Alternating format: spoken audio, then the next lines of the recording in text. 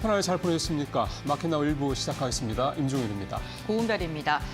지난주 우리 시장은 지금 비상계엄령에 대해 후폭풍으로 네. 큰 변동성을 보였습니다. 다만 코스피를 보게 됐을 때 3%가량 하락하면서 우려보다는 선방했다라는 이야기가 나오고 있는데요. 외국인과 개인의 매도 물량을 기관 그 가운데에서도 연기금이 소화해주면서 그래도 하방을 지지해주려는 움직임이 나타났습니다. 다만 이번 주도 시장은 녹록지 않을 것으로 보입니다. 네, 맞습니다. 탄핵 정국의 장기화로 인해서 시장의 변동성은 더 커질 것으로 보이는데요. 녹록지 않은 시장 속 우리는 또 어떻게 투자 포인트를 잡아가야 될까요? 네, 정치적 불확실성이라는 거는 이제 이번에 주말에 나온 리포트 좀 보니까요. 박근혜 대통령 당시 탄핵 사태를 이제 비교해서 보는 그런 리포트가 아주 흥미를 끌었습니다. 내용은 간단합니다. 정치적 이런 돌발 악재는 단기 리스크다. 다만 그 과정이 짧으면 짧을수록 시장의 복원력은 훨씬 더 강하다 이 얘기인데 사실 우리가 그 전에도 뭐 박근혜 대통령 탄핵 사건뿐만 아니라 그 전에도 여러 가지 정치적 격변들을 수없이 겪어온 그런 시장이죠. 그때마다 대부분 펀더멘털의 큰 훼손만 없다면 예를 들어 대표적인 게 외환위기 때, 금융위기 때 같은 때입니다. 그때 같은 상황만 아니라면 시장은 빠르게 정상으로 되찾아왔던 정상으로 회복을 했던 그런 사례를 우리가 무수히 많이 경험을 해왔습니다. 이번도 역시 마찬가지일 거라는 이런 확신을 갖고 시장을 좀 더 이럴 때일수록 냉철하게 또 한 걸음 떨어져서 객관적으로 좀 보는 그런 어떤 일종의 시기로 만드는 것도 좋은 도움이 되지 않을까 생각을 합니다. 네, 이럴 때일수록 펀더멘탈이 훼손되지 않는 기업들 잘 선별해야 될 것 같고요. 맞습니다. 이렇게 흔들리는 가운데서도 외국인과 기관의 수급이 또 꾸준하게 네. 들어오고 있는 기업들이 있습니다. 이 부분도 주목해 보시면 좋을 것 같은데요. 어떠한 시장 투자 포인트가 있는지 오늘도 마켓나우 1부와 함께 알아보시죠. 네, 자 본격적으로 오늘 마켓나우 1부 시작을 하겠습니다. 네, 오늘 역시 이제 모닝 체크 세 가지 체크 사항을 준비했습니다. 저는 이번 주에 역시 가장 중요한 체크 상황은 외환시장이라는 생각을 좀 해봅니다. 자, 보시죠. 지난주에 외환시장 상황인데요. 지난 일주일짜리 상황입니다. 비교적 1,400원 10원대 1,400원을 전후해서 완만한 모습을 보이다가 비상계엄 사태 위에 1,420원대까지 훌쩍 뛰어 올라가는 그런 모습을 보고 있습니다. 당연한 얘기입니다. 사실은 이런 정규장 때는 아니지만 1,450원 근처까지 갔었던 또 외환시장이기도 하니까요. 이게 이제 이렇게 올라간 상태에서 일단 지난주 정규장이 마감을 했고요. 이번 주가 이제 그럼 이 1,424원에서 더 올라간 상태에서 계속 환율이 급등을 할 거냐 이 부분이 이번 주 우리 시장의 가장 큰 관전 포인트다 이렇게 볼 수가 있겠습니다.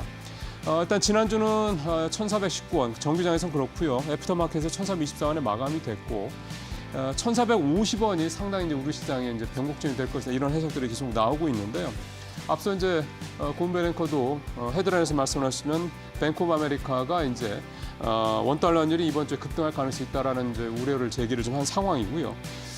정치적 불확실성. 그러니까 지난주에 이 탄핵이 통과가 안 되고 부결이 된 상황이기 때문에 정치적 불확실성도 당분간 더 이어갈 가능성이 높고요. 특히나 탄핵을 하지 않는 대신에 한덕수 국무총리, 한동훈 국민의힘 대표가 동반해서 국정을 나눠서 운영하겠다 이런 얘기가 나왔는데 이 부분 역시 또 위헌입니다. 그러다 보니까 이 정치적 상황이 불확실성이 계속 갈 수밖에 없다. 이번 주에 이 부분에 대해서 뭔가 명확한 어떤 얘기가 나오지 않는다면 예를 들어 뭐 대통령 하야라든가 뭔가 이런 식으로 구체적으로 대통령의 직무 상태에 대해서 지속되지 않을 것이라는 뭔가 명확한 시그널이 나오지 않는다면 시장의 불확실성은 더 커질 수밖에 없다. 결국 그게 환율의 또 급등으로 이어질 수밖에 없다. 이렇게 좀 전망들이 좀 나오고 있습니다. 근데 지금 제가 오늘 사진 하나를 더 준비한 게 있는데 이 뒷부분에 있는 이 백에 있는 사진인데 이게 이제 플랜카드입니다. 우리 이번 그 비상계엄 시위 현장에서 나왔던 플랜카드인데 논문 쓰다가 뛰쳐나온 사람들이라는 이런 플랜카드가 지금 있습니다. 이게 무슨 얘기인가 싶으실 텐데요. 그러니까 대학원생들이 논문을 쓰다가 도저히 이 상태를 묵고할 수 없다고 해서 뛰쳐나온 겁니다. 그리고 이제 시위를 하는, 그러니까 이를테면 시위가 이제 나이가 있는 사람들만 시위하는 게 비상계엄 관련해서 시위를 하는 게 아니라 이렇게 젊은 청년들까지 대거 시장에 쏟아져 나왔다 이런 얘기가 되는 건데요. 이거를 이제 외신들이 어떻게 해석을 하고 있느냐면요. 외신들은 K-팝 노래에 맞춰서 응원봉을 흔드는 한국 시위다, 한국 시위의 모습이다라면서 대서특필을 했습니다. 그러니까 이런 것들이 한국의 어떤 그런 정치 문화가 갖고 있는 굉장히 좀 역동성 있고 또 신선하고, 그러니까 나이가 많이 있는 사람들, 뭐 이런 사람들만 하는 게 아니라 젊은 청년 세대들도 이런 비상계엄 사태에 맞춰 거리로 쏟아져 나와서 이 사태를 빨리 종식시켜야 된다고 정치권에 목소리를 높이는 이런 모습이 한국의 어떤 정치, 어떤 한국의 민주주의의 수준을 보여준다라면서 일종의 칭찬을 하는 거죠. 그러니까 결국 이런 문화들이 우리한테 좀 있는 거고요. 이런 문화가 결국은 현재 좀 아직은 불확실 상태에 있긴 합니다만 이렇게 좀 왜곡된 삐뚤어진 이런 정치 상황을 다시 정상으로 회복할 수 있을 것이다. 이렇게 해외에서는 바라보고 있다라고 생각을 합니다. 그게 빨리 현실화되는 게 결국은 우리 시장을 안정시키는 가장 중요한 포인트다. 이렇게 다시 한번 말씀드릴 수가 있겠습니다. 자, 두 번째 체크 사항으로 가보겠습니다. 이 표가 이게 쭉 길게 돼 있는데요. 지난주에 코스피 업종별 외국인 지분율 증감표입니다. 위에서 밑으로 내려갈수록 지분이 좀 줄어든 그런 업종들이고, 밑에서 위로 올라갈수록 이제 밑에 갈수록 이제 지분이 늘어난 업종들을 보여주고 있습니다. 일단 지난주에 외국인 지분이 가장 많이 감소한 거는 금융업이고요. 보면은 1.1%포인트가 넘게 외국인 지분이 줄었고요. 코스피가 0.05% 이제 감소한 거에 비하면 이 3일 사이 얘기는 하는 겁니다. 이렇게 되고 있고, 보험이 그다음 0.6% 줄었습니다. 그러니까 금융, 보험, 증권, 그러니까 1위에서 한 5위까지로 봤을 때 금융업종이 세 섹터나 들어가 있다는 거. 지난주에 외국인들이 얼마나 금융주를 집중적으로 매도했는지를 볼 수가 있는 그런 대목이 되겠고요. 밑에 이제 하단에 보시면 외국인 지분이 가장 늘어난 업종을 또 볼 수가 있는데, 건설업, 전기전자, 서비스, 의료정밀, 유통, 제조 이렇게 늘어나 있습니다. 그러니까 전기전자, 지난주에 반도체가 좀 좋았죠. 전기전자, 서비스업, 네이버나 카카오 같은 이런 서비스 업종, 그다음에 바이오, 이런 쪽들이 상당히 좀 지난주에 분위기가 좋았다, 이렇게 좀 말씀을 드릴 수가 있는 겁니다. 그러니까 이런 비상계엄 사태에도 불구하고 외국인이나 기관들, 특히 이제 외국인들이 어느 업종을 눈여겨보고 있느냐를 보여주는 그런 지표가 되기 때문에요. 이번 주에 이제 이런 부분들 한번 좀 참고하시면서 시장을 대응하실 때 고려하시면 좋을 것 같습니다. 앞서 유진증권 김영재 이사도 서비스하고 의료정밀 유통 쪽을 상당히 좀 긍정적으로 본다 말씀을 하셨는데, 어떤 그런 부분들 시장에서 회자가 되고 있다는 이런 부분들 잘 참고하시면 좋을 것 같습니다. 마지막으로 하나 더 보죠. 지난주에 좋았던 업종 중에 하나가 또 화장품입니다. 보시죠. VT가 26% 넘게, APR 9%, 포니머리, 실리콘 이렇게 좀 올랐고요. 코스피가 마이너스 1%, 코스닥이 마이너스 2.5%까지 하락한 거에 비하면 화장품주들 대부분은 아니지만 이렇게 여러 종목들이 상당히 좋은 모습을 보였습니다. 자, 왜 그런지 그 이유에 대해 시장에서 분석 내용을 좀 보면, 최근에 K뷰티 브랜드의 구글 트렌드 지표가 급증을 하고 있다. 요즘에 이제 애널리스트들이 많이 보고 있는 게 구글 트렌드에서 우리나라 쪽 어떤 섹터, 어떤 종목들이 회자가 많이 되는, 이거를 많이 보거든요. 그런데 지난주에 K뷰티 브랜드가 상당히 좀 많이 검색이 됐다, 이 얘기고, 내년에 수출이 여전히 견조할 것이라는 전망 나오고 있고, 그다음에 중국이 좀 부진한데 어쨌든 경기 부양 관련해서 중국이 계속해서 좀 회복될 수 있을 것이라는 기대감이 역시 반영되고 있다는 거. 또 하나는 중국의 한국에 대한 이런 여러 가지 규제나 이런 부분들이 조금씩 풀려가고 있다는 점, 이런 점들도 반영이 됐다고 볼 수가 있겠습니다. 또 하나 역시 가장 중요한 거는 가격이죠. 많이 떨어졌기 때문에 좀 싸다라는 겁니다. 아시는 것처럼 상반기 때 굉장히 강한 모습을 보였다. 그 위에 거의 상반기 올랐던 거에 절반 전후 정도를 이렇게 토해냈죠. 그런 부분들 때문에 일단 고평가 논란에서 완전히 벗어나 있다는 이런 점들이 이번에 지난주에 이 화장품주들이 상당히 좀 좋았던 그런 이유라고 좀 볼 수가 있겠습니다. 이번 주도 한번 같이 지켜보시죠. 모닝 체크 마치겠습니다.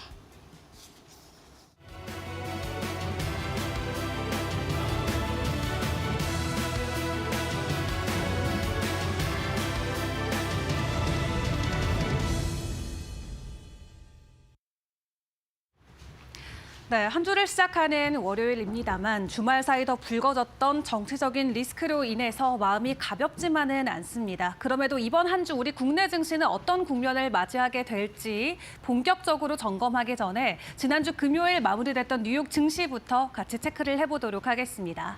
이날 장에서도 나스닥과 S&P 500은 사상 최고치 랠리를 이어갔습니다. 나스닥이 0.8%, S&P 500은 0.25% 오른 채 신고가 랠리가 이어졌고요. 다우존스만 소폭으로 하락세를 보이면서 뉴욕 증시는 혼조세를 띄었습니다.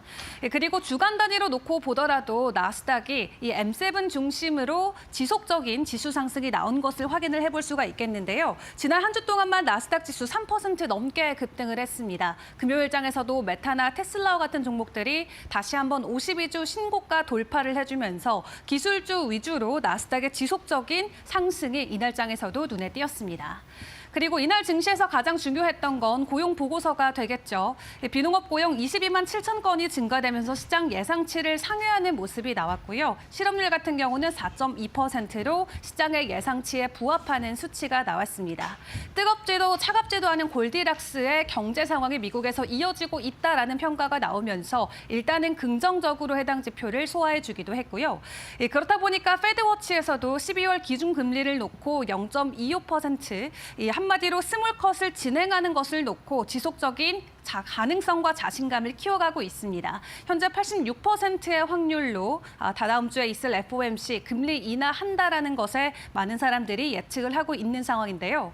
그렇다면 뜨거운 이 미국 시장과는 다르게 한 가지의 리스크를 크게 가지고 있는 국내 증시의 분위기는 어떻게 흘러갈지 이번 주의 증시 전망도 이어가 보도록 하겠습니다. 정치적인 리스크가 우리 시장을 계속해서 옥죄어 오고 있죠. 커지는 블랙 먼데이의 공포, 주말 사이에 많은 언론을 통해서 분위기를 미리 느껴보실 수가 있었을 것 같습니다. 트럼프가 당선됐을 때 미국 증시의 효과와 이번 계엄령 효과 이후로 우리 증시의 분위기 극명하게 나뉘는 이 수치들이 숫자를 통해서도 확인이 가능했는데요.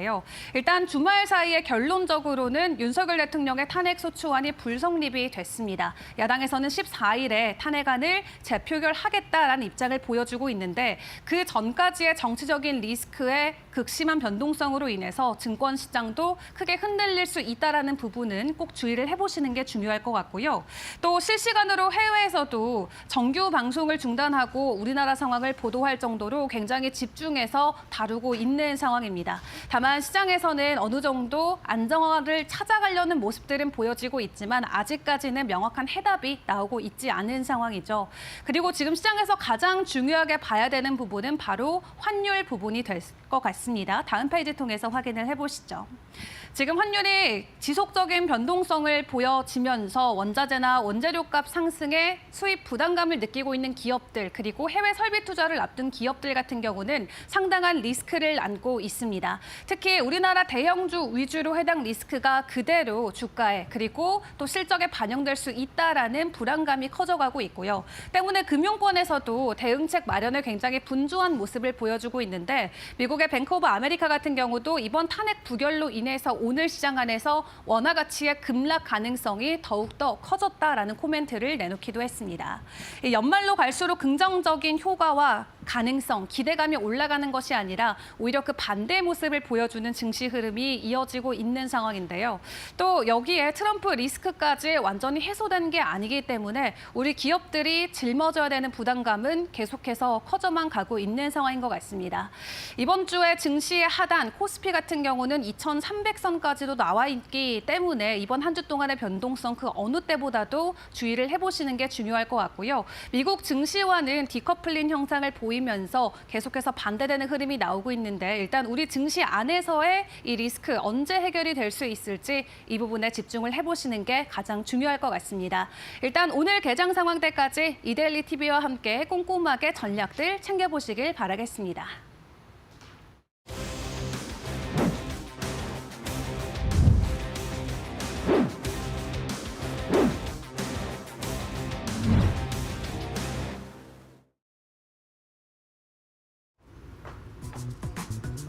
지난달 전 세계 선박 수주량이 지난해보다 20%가량 증가한 가운데 우리나라 조선소의 수주 점유율도 소폭 증가한 것으로 나타났습니다. 신조선가 지수는 189.18로 10월과 비교하면 보합권 수준이지만 1년 전보다는 7%가량 증가했는데요. 공급 과잉 우려가 일각에서는 나오고 있습니다만 아직도 수요가 많다는 게 조선사들의 설명입니다. 과연 조선주들은 우리 증시의 돌파구가 될 수 있을까요? 지금부터 알아보시죠.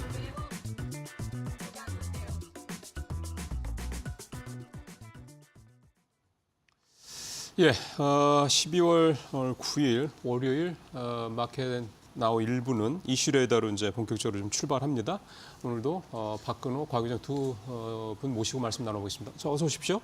네, 안녕하세요. 예, 오늘 첫 번째 이슈는 LNG 선수요. 이거 조선 얘기인데 이제 조금 더 들어간 거죠, 세부적으로.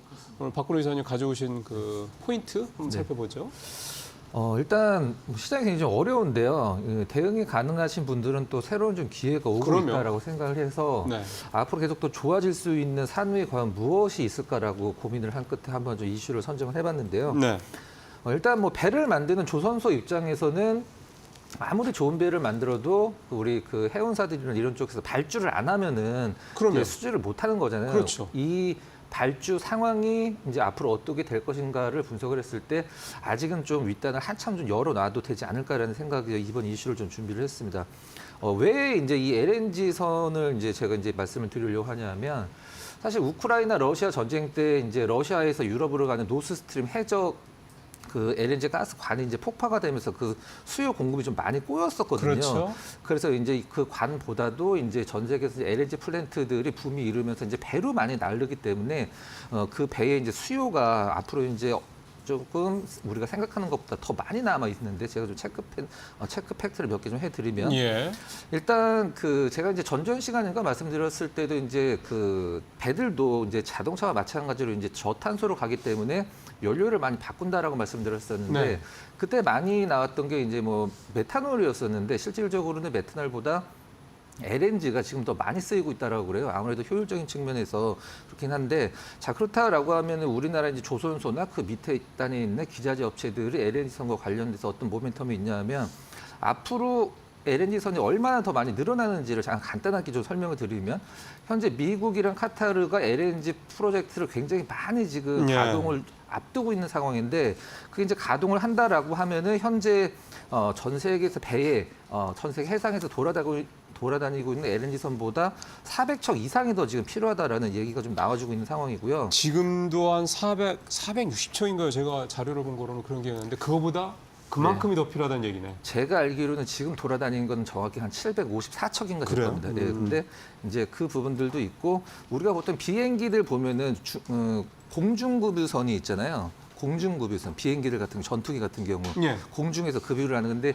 공중 급유. 예. 네, 근데 뒤에. 이 LNG선 같은 경우도 벙커링선이라고 해서 해상에서 그 LNG 연료를 채워주는 배들이 있어요.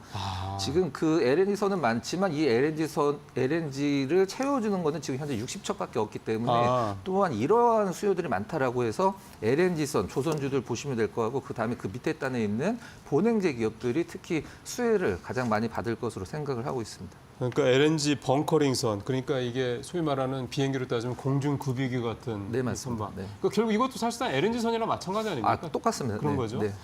급유를 해준다는 차이뿐인 거지. 네네. 이것도 역시 시장이 현재 60척밖에 안 되는데 계속 늘어날 가능성이 높다. 앞으로 400척 정도가 적어도 필요하다. 미국과 카타르만 얘기입니다. 네.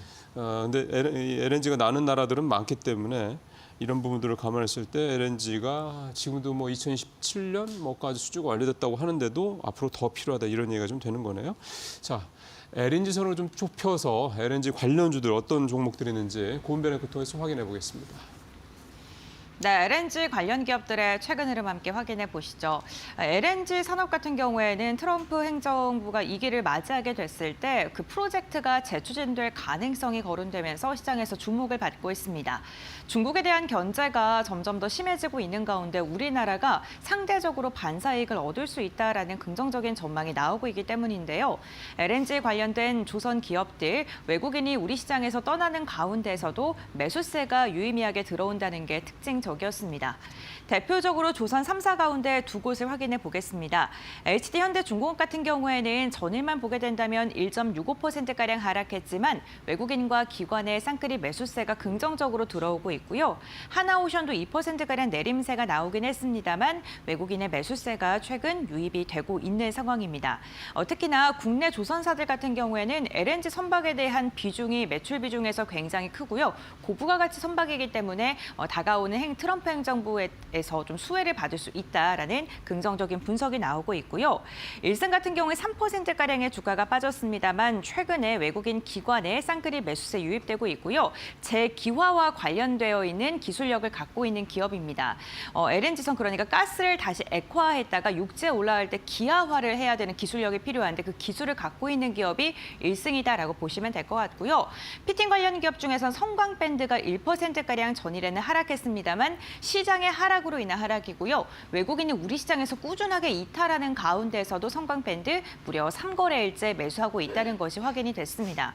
본행제 관련해서 한국화분 함께 확인해 볼 텐데요. 1.4%가량 빠졌습니다. 다만 한국화분 같은 경우에는 5일선을 이탈한 채 추세적으로 하락을 11월 21일부터 꾸준하게 이어오고 있다는 점이 특징적입니다.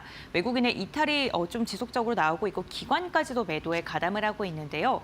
이러한 가운데서 우리가 LNG 관련 기업들 가운데선 어떠한 종목을 눈여겨봐야 될까요? 지금부터 알아보시죠. 예.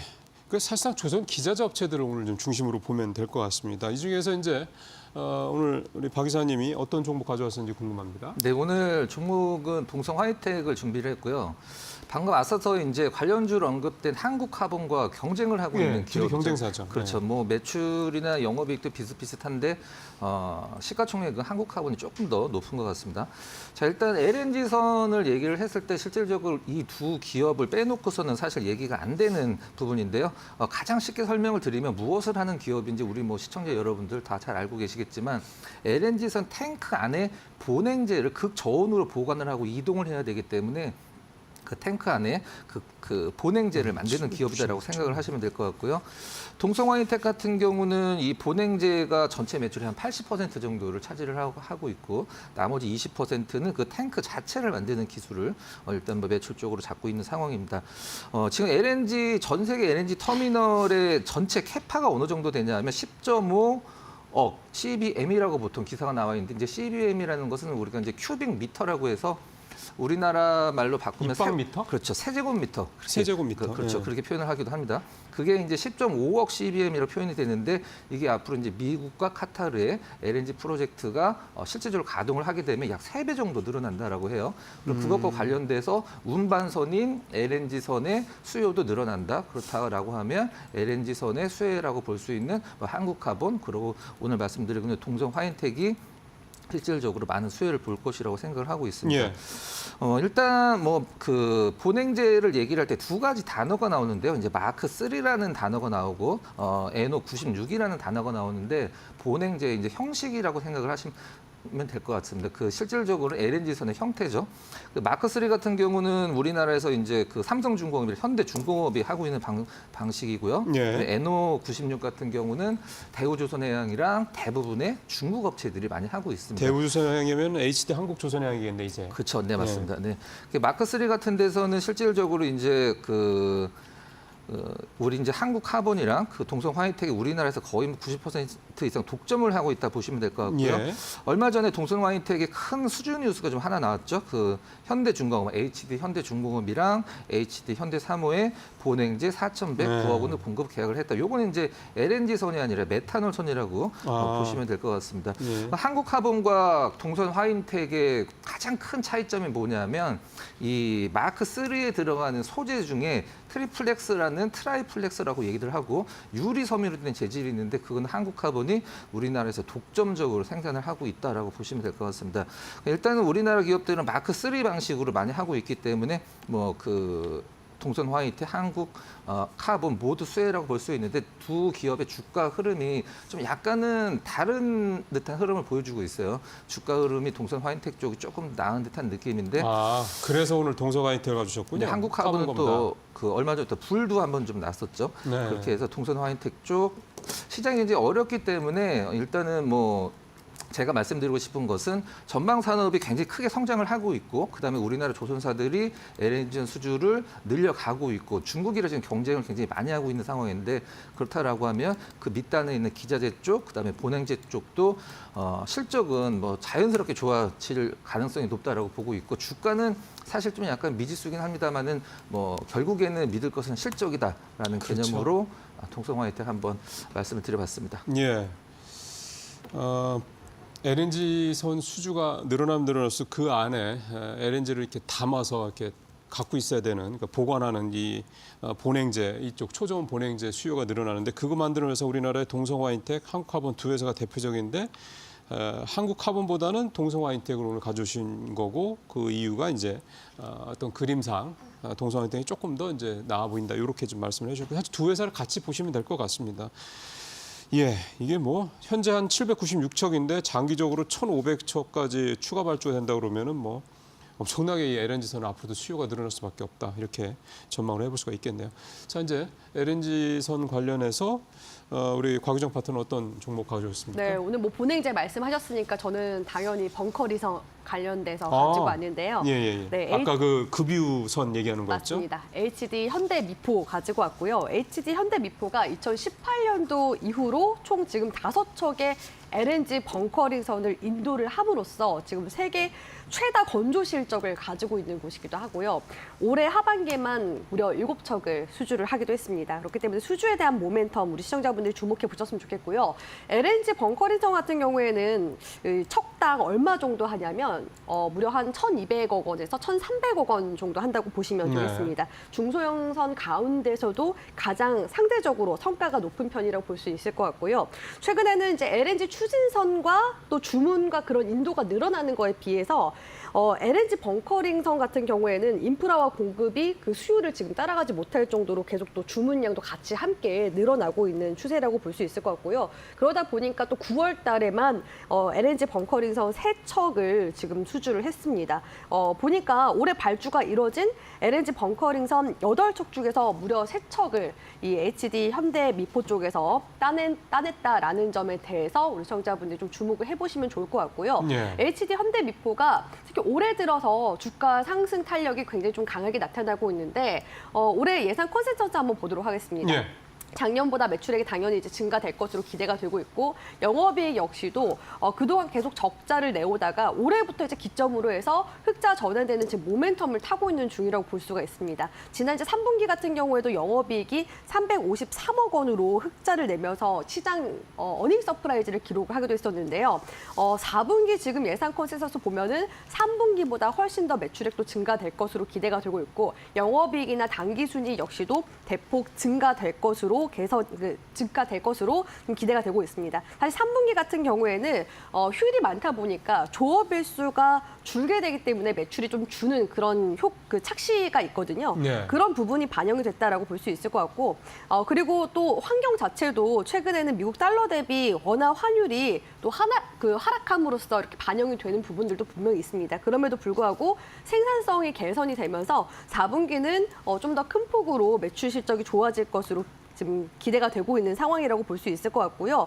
지금 보니까 HD 현대미포가 올해 현재까지 약 57억 달러 규모를 지금 수주를 하면서 수주 목표가 32억 달러 정도인데 180%를 초과 달성했습니다. 참고로 HD 한국조선해양 같은 경우에도 연간 수주 목표 140% 수주 목표를 달성하기도 했었죠. 그렇기 때문에 이 초과 수주에 대한 그런 기대감 2025년도까지 계속해서 이어져 나갈 가능성이 높기 때문에 HD 현대미포 계속해서 주목해 보시면 좋을 것 같고요. 주가 움직임도 보면은 최근에 증시가 흔들림에도 불구하고 금방 제자리를 찾아가는 모습들이 관측이 되고 있습니다. 추세상으로 봤을 때는 10만 5천 원에서 11만 원 구간대 크게 이탈하지만 않으면 계속해서 추세를 타고 상방으로 갈 가능성 높아 보이고요. 월봉상 추세 봤을 때도 지금 현재 N자 파동으로 추세 흐름 만들어 나가고 있는 중이기 때문에 이번 달은 조금 소폭 눌리더라도 다음 달 기점으로 해서 또 추가적인 시세가 더 나올 가능성이 높지 않나라고 해서 기술적으로도 분석 도와드리도록 하겠습니다.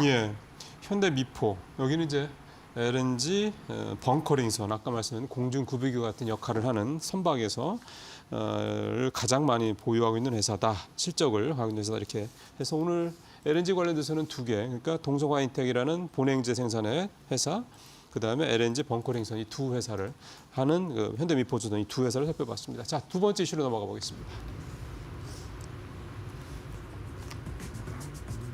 윤석열 대통령의 비상개업 선포 사태 이후 주요 정부 정책 관련주가 낙폭을 보인 것으로 나타났습니다. 국회 본회의에서 탄핵 소추안 표결이 정족수 부족으로 무산되면서 야권에선 재발의를 예고하고 있는 만큼 정치적 불확실성이 더 길어질 것이라는 분석이 나오는데요. 다만 일각에서는 불확실성에 대한 우려가 이미 정책조에 충분히 반영된 만큼 추가 하락은 제한적일 것이라는 전망도 나옵니다. 정책 관련 기업들, 우리는 어떻게 대응해야 될까요? 지금부터 알아보겠습니다.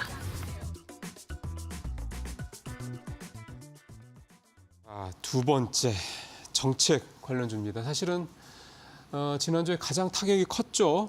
대왕고래 원전, 밸류업 해가지고 참 그동안에 이제 뭔가 정부의 어떤 이름을 이렇게 들어가서 이렇게 했던 분야들이 상당히 좀 주가가 많이 뛰었었는데 사실은 그게 지난주에 굉장히 좀 용두사미가 되는 그런 모습들이 좀 나타났습니다.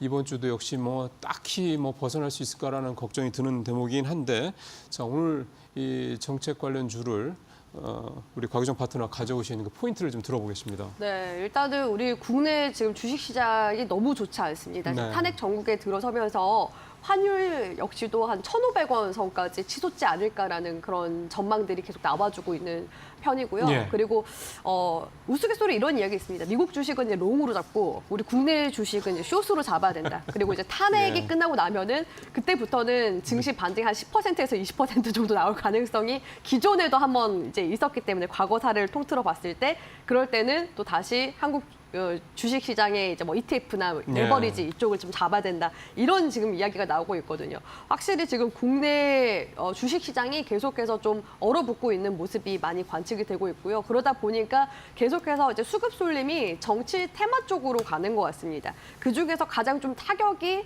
큰 이제 분야라고 본다면 윤 정부 시절에 좀 정책적으로 밀던 그런 섹터들이 최근 주가 하락세가 좀 가장 좀 큰 폭으로 나오고 있는 모습들이 관측이 되고 있거든요. 대표적으로 이제 대왕고래 관련 종목들, 대장주라고 볼 수 있는 한국가스공사나 포스코 인터내셔널, 화성밸브 이런 종목들의 주가 역시도 최소 한 15%에서 30% 가까이 지금 폭락세가 나오고 있고요. 물론 이제 대왕고래 프로젝트가 이게 멈춘다 이거는 아닙니다.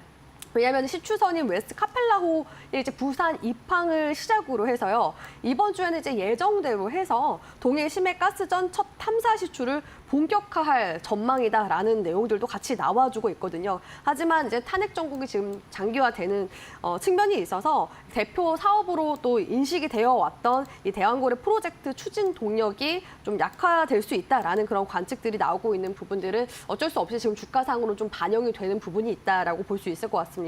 지금 이제 대왕고래뿐만 아니라 또 타격을 받고 있는 섹터가 있는데요. 바로 이제 원전 섹터라고 볼 수 있을 그렇죠. 것 같습니다. 원전 섹터 역시도 제가 얼마 전까지 분명히 이제 긍정적인 부분들 말씀드려 왔던 것 같은데 딱 탄핵 정국이 이제 진입되자마자 두산에너빌리티 대장주 주가가 그냥 그대로 고꾸라지는 그런 모습이 관측이 됐고요. 최근에 이제 SMR 관련주로 엮이면서 강한 시세가 나왔었던 BHI 역시도 급락세가 나오기도 했었습니다. 일단은 윤 정부 내에서 원전 사업에 대한 정책 지원들을 이제 강조를 한 측면들도 있었고요. 체코 신규 원전 건설 우선 협상자 선정 등의 이제 성과들을 그동안 계속 많이 홍보를 해왔습니다. 하지만 이번 이제 사태로 인해서 원전 수출 사업에도 지금 불확실성이 좀 짙은 그쵸. 그런 상황이기 때문에 원전 네. 관련 종목들도 대거 좀 낙폭이 심하게 나온 모습이라고 볼 수 있을 것 같고요. 특히 외국인 투자자들 같은 경우에는 올해 우리나라 이제 밸류업 정책 이런 부분에 좀 많이 관심을 갖고 그렇죠. 투자를 네. 이제 단행을 해오다 보니까 네. 금융 지주사나 이런 쪽 종목들이 시장에서 상대적으로 또 부각을 계속 받아오게 됐었습니다. 그런데 지금 시점에서 외국인 투자자들이 바로 이제 자금을 빼자 이런 금융주들, 금융 지주사 종목들도 같이 지금 흔들리는 모습들이 나와주고 있거든요. 주식 보유량을 지금 빠르게 줄이고 있는 그런 모습들이 관측이 되고 있어서 혹자는 이런 이제 우스갯소리합니다. 윤 정부 쪽에서 코리아 디스카운트를 그렇게 강조를 했는데 오히려 코리아 디스카운트를 가속화시키는 게 아니냐. 맞아요. 그렇기 네. 때문에 외국인 자금 이탈이 적어도 이제 탄핵 전국 내에서는 조금 더 가속화되는 그런 분위기가 있을 것 같아서 물론 이제 탄핵 이후에 많은 또 전문가들 분석한 대로 만약에 시장 지수가 반등이 나온다 한다면 이런 이제 업종에 대한 불확실성이 악재가 해소되는 그런 국면으로 넘어가게 될 가능성이 높아서 그러면 일부 반등 다시 되돌림이 나와주게 나오게 될 가능성도 당연히 높습니다. 그렇기 때문에 지금 시점에서는 이런 대거 관련 이제 업종 섹터들이 불확실성으로 인해서 빠지는 거기 때문에 펀더멘털과 관련 없이 빠진다는 점, 그 점을 우리 시청자분들도 좀 유념하시면서 가셨으면 좋겠고요. 사실 지금 시점에서 우리 시청자분들이 현금 마련하는 게 굉장히 좀 힘들 수 있겠지만 이 이제 탄핵 전국이 지나가고 나면은 그때 이제 우리 시청자분들이 물타기로 다시 재접근하는 게 유효할 수도 있거든요. 그래서 뭐 지금 종목들 떨어진다고 해서 우리 시청자분들 다 매도하실 필요는 없고 떨어지고 나중에 불확실성이 해소되면은 그때 좀 단가를 조절하는 쪽으로 진행을 하시는 게 좋겠다라고 말씀을 드리고 싶고요. 네. 일단은 12월 달 내내 계속해서 민주당 쪽에서 매주 네. 이제 탄핵을 표결을 이제 소추하겠다라고서 이야기가 나오는 만큼 12월 달은 계속 이러한 불확실성으로 인해서 정치 테마 관련 섹터들이 계속해서 움직임을 보이지 않을까라고 해서 네. 전망 도와드리도록 하겠습니다. 자, 관련주들 바로 좀 살펴보겠습니다. 고앵커.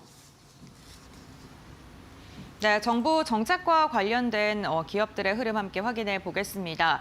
윤석열 대통령의 이 탄핵 정국이 장기화되면서 이로 인해 정치적인 불확실성이 확대되고 있는 상황입니다. 특히나 대외적인 우리나라의 신임도 문제로 인해서 정부 정책 관련된 기업들의 동력이 상실될 수 있다라는 우려가 나오고 있는데요. 대표적으로 세 가지로 나눠서 설명을 해주셨는데 종목군들을 좀 선별해 보자면요. 대왕고래 관련해서 한국가스공사 그리고 화성밸브 지난주만 했을 때 거의 한 20% 이상의 하락세가 나왔고 화성밸브 같은 경우에는 주가의 하락세가 지속적으로 나오면서 이로 인해 52주 신저가를 기록하기도 했습니다. 다만 대왕고래 프로젝트 나쁜 점만 있는 게 아니고요. 오늘 시추선이 입항을 했습니다. 부산항에 입항을 했고 본격적으로 대왕고래 시추가 진행이 되는 만큼 과연 이러한 모멘텀들이 주가의 하락을 막을 수 있을지 좀 지켜보셔야 될 것 같고요. 원전 관련된 기업은 두산 에너빌리티와 BHI가 있겠죠. 두산 에너빌리티 BHI 역시나 두 자릿대 하락세를 그리면서 지난주 주가가 급락을 했고요. BHI는 신저가를 기록했습니다. 7%가량의 급락세가 전일에도 좀 나오기도 했었는데요. 원전 관련된 기업들의 우려가 커질 수밖에 없는 게 체코 원전의 본계약을 체결한 게 아직 아니고요. 우선 협상 대상자이기 때문입니다. 본계약에서 변동이 있을 수 있는 만큼 우려가 커지고 그게 주가의 하락으로 이어지고 있는 거고요. 금융주들도 맥을 못 추고 있죠. 특히나 금융주들 외국인의 매도세가 가장 강력하게 나오고 있고요. 대표적으로는 KB금융이 있을 것 같습니다. 직전 거래일은 0.5%가량 하락했지만 이렇게 탄핵에 대한 이야기가 나오고 나서는 한 15%가량의 주가 조정이 나왔습니다. 아무래도 정책에 대한 불확실성도 있겠습니다만 달러가 강세 그리고 원화가 약세를 보이면서 배당에 대한 매력도가 더 낮아졌다라는 그런 분석이 나왔고요. 이로 인해서 금융 관련 기업들의 흐름도 좋지 않았습니다. 그렇다면 우리 정부 정책 관련 기업들 조정을 끝나고 반등 시기를 노려야 될까요? 아니면 이러한 시기 때 다른 종목을 좀 눈여겨봐야 될까요? 지금부터 알아보시죠. 자, 이제 어떤 종목을 우리 과학 파트너를 가져오셨는지 궁금합니다. 네, 카카오 가지고 왔는데요. 네. 그냥 전반적으로 카카오 그룹주라고서 생각하고서 브리핑 들어주시면 네. 좋을 것 같습니다. 일단은 카카오 그룹주들 중에서 최근에 가장 좀 급등세가 강하게 나왔었던 것은 카카오페이라고 볼 수 있을 예. 것 같은데요. 사실 최근에 뭐 금융 관련 종목들 밸류업으로 올라갈 동안에 카카오페이와 같은 핀테크 금융 관련 기업들은 주가가 그렇게 강하게 올라가지 못했습니다. 하지만 이번 이제 카카오 같은 경우에는 윤 대통령이 만약에 탄핵이 된다라고 했을 때 사법 리스크가 해소가 될 것이라는 기대감이 지금 현재 들어오고 있는 데다가 거기에다가 이제 실적이 턴어라운드 될 거라는 기대감으로 인해서 조금 더 변동성이 강하게 나타났었던 걸로 보여지거든요. 그거와는 이제 별개로 카카오만 이제 봤을 때는 카카오가 윤 정부가 딱 출범이 되자마자 유독 좀 불편한 관계가 좀 이어져 왔었습니다. 그렇죠. 특히나 그 카카오 김범수 의장 같은 경우에도 SM 엔터테인먼트 인수 과정에서 주가를 조작했다라는 혐의를 받으면서 구속이 되기도 했었고요. 그러니까 윤 정부 출범 이래에 IT 대기업 창업주가 구속된 그 첫 사례이기도 했었죠. 그뿐만 아니라 2022년도 10월 당시에는 카카오톡 먹통 그 사태 당시에 카카오 독과점 문제가 언급이 되기도 했습니다. 그래서 지금 현재 그 국회에서 또 논의가 되고 있는 부분이 온라인 플랫폼 공정화법 관련해서 논의가 또 나오고 있기도 하고요. 또 지난해 11월 달에는 카카오 택시의 독점적 지위를 이용한 행포가 너무 심하다라고 하면서 계속해서 특정 기업을 딱 찍어서 작심 비판한 이런 이제 사례들이 카카오에는 유독 좀 많았었던 그런 상황이었다라고 볼 수 있을 것 같습니다. 카카오가 사실 2020년도에서 2021년도 주가가 상승세가 나올 수 있었던 게 언택트 시대라는 그런 그렇죠. 이제 시대적인 부분들도 있지만 IPO에 대한 부분들도 있었거든요. 카카오뱅크라든지 카카오페이 이런 이제 자회사들이 대거 상장하면서 관련 기대감도 들어왔었는데 그 이후로는 지금 IPO 상장에 대한 이야기가 지금 쏙 들어가 있는 그렇죠. 상황이죠. 네. 사실 카카오 모빌리티가 네. IPO로 상장이 될 가능성이 굉장히 높긴 하지만 이런 이제 부분들로 인해서 지금 최근에 뭐 M&A라든지 인수 실패 이런 부분들을 좀 난항을 많이 겪은 상황이기 때문에 주가상으로도 탄력 동력이 좀 많이 잃었던 상황이고요. 다만 이러한 사법 리스크가 만약에 해소가 된다면 지금 이제 금리 인하 예. 기조로 가고 있기 때문에 성장주로서의 메리트도 다시금 부각이 되게 될 알겠습니다. 가능성이 높아서 카카오도 우리 시청자분들이 관심 있게 보셨으면 좋겠습니다. 예. 필요 이상으로 과하게 눌려 있다 그러면 이유가 있는 거죠. 근데 그 문제가 해소된다 그러면 당연히 또 반등을 하는 거고요. 자, 그런 부분들 카카오 관련주들 오늘 말씀하신 대로 카카오와 카카오 그룹주들 함께 보셔야 된다 말씀하셨고요. 자, 이제 마지막으로 우리 박 기자님 어떤 종목 가져오셨습니까? 저는 안랩을 준비를 했는데요. 안랩. 이 이슈는 뭐 정책주가 이슈긴 한데 사실 실질적으로 뭐 정책 관련주를 고르기가 굉장히 힘든 상황이라 일단은 뭐 PN을 보고 있는 업종은 있지만 앞으로 수혜를 볼 업종은 예. 사실 그렇게 많지는 않거든요. 그래서 그냥 솔직히 말씀드리고 그냥 정치 테마 쪽에서 움직일 가능성이 높은 기업 안랩을 좀 준비를 했고요. 네. 사실 기업 내용은 사실 말씀드릴 필요가 없을 것 같습니다. 이 기업 내용을 아무리 공부를 해봤자 이 안랩 같은 경우는 이런 이슈가 아니면 거의 움직이는 기업이 아니기 때문에 뭐 최근에 좀 약간 차트상이나 여러 가지 측면에서 봤을 때 좀 관심 가질 만한 흐름을 보여주고 있어서 그리고 또 주가가 또 그렇게 많이 오르진 않았기 때문에 그렇죠. 그렇게 뭐 리스크는 별로 없다라고 생각을 하고 있습니다. 저는 안랩 이렇게 좀 간단히 정리를 예. 하도록 하겠습니다. 또 소프트웨어 주잖아요. 그렇죠. 네. 그런 점도 좀 있을 거고 하여간 좀 관심 있게 좀 지켜보실 필요가 있겠다. 예, 자 오늘 두 분과 함께 LNG 기자재 쪽 그다음에 정책 관련 쪽 두 이슈를 살펴봤습니다. 오늘 말씀 잘 들었습니다. 고맙습니다.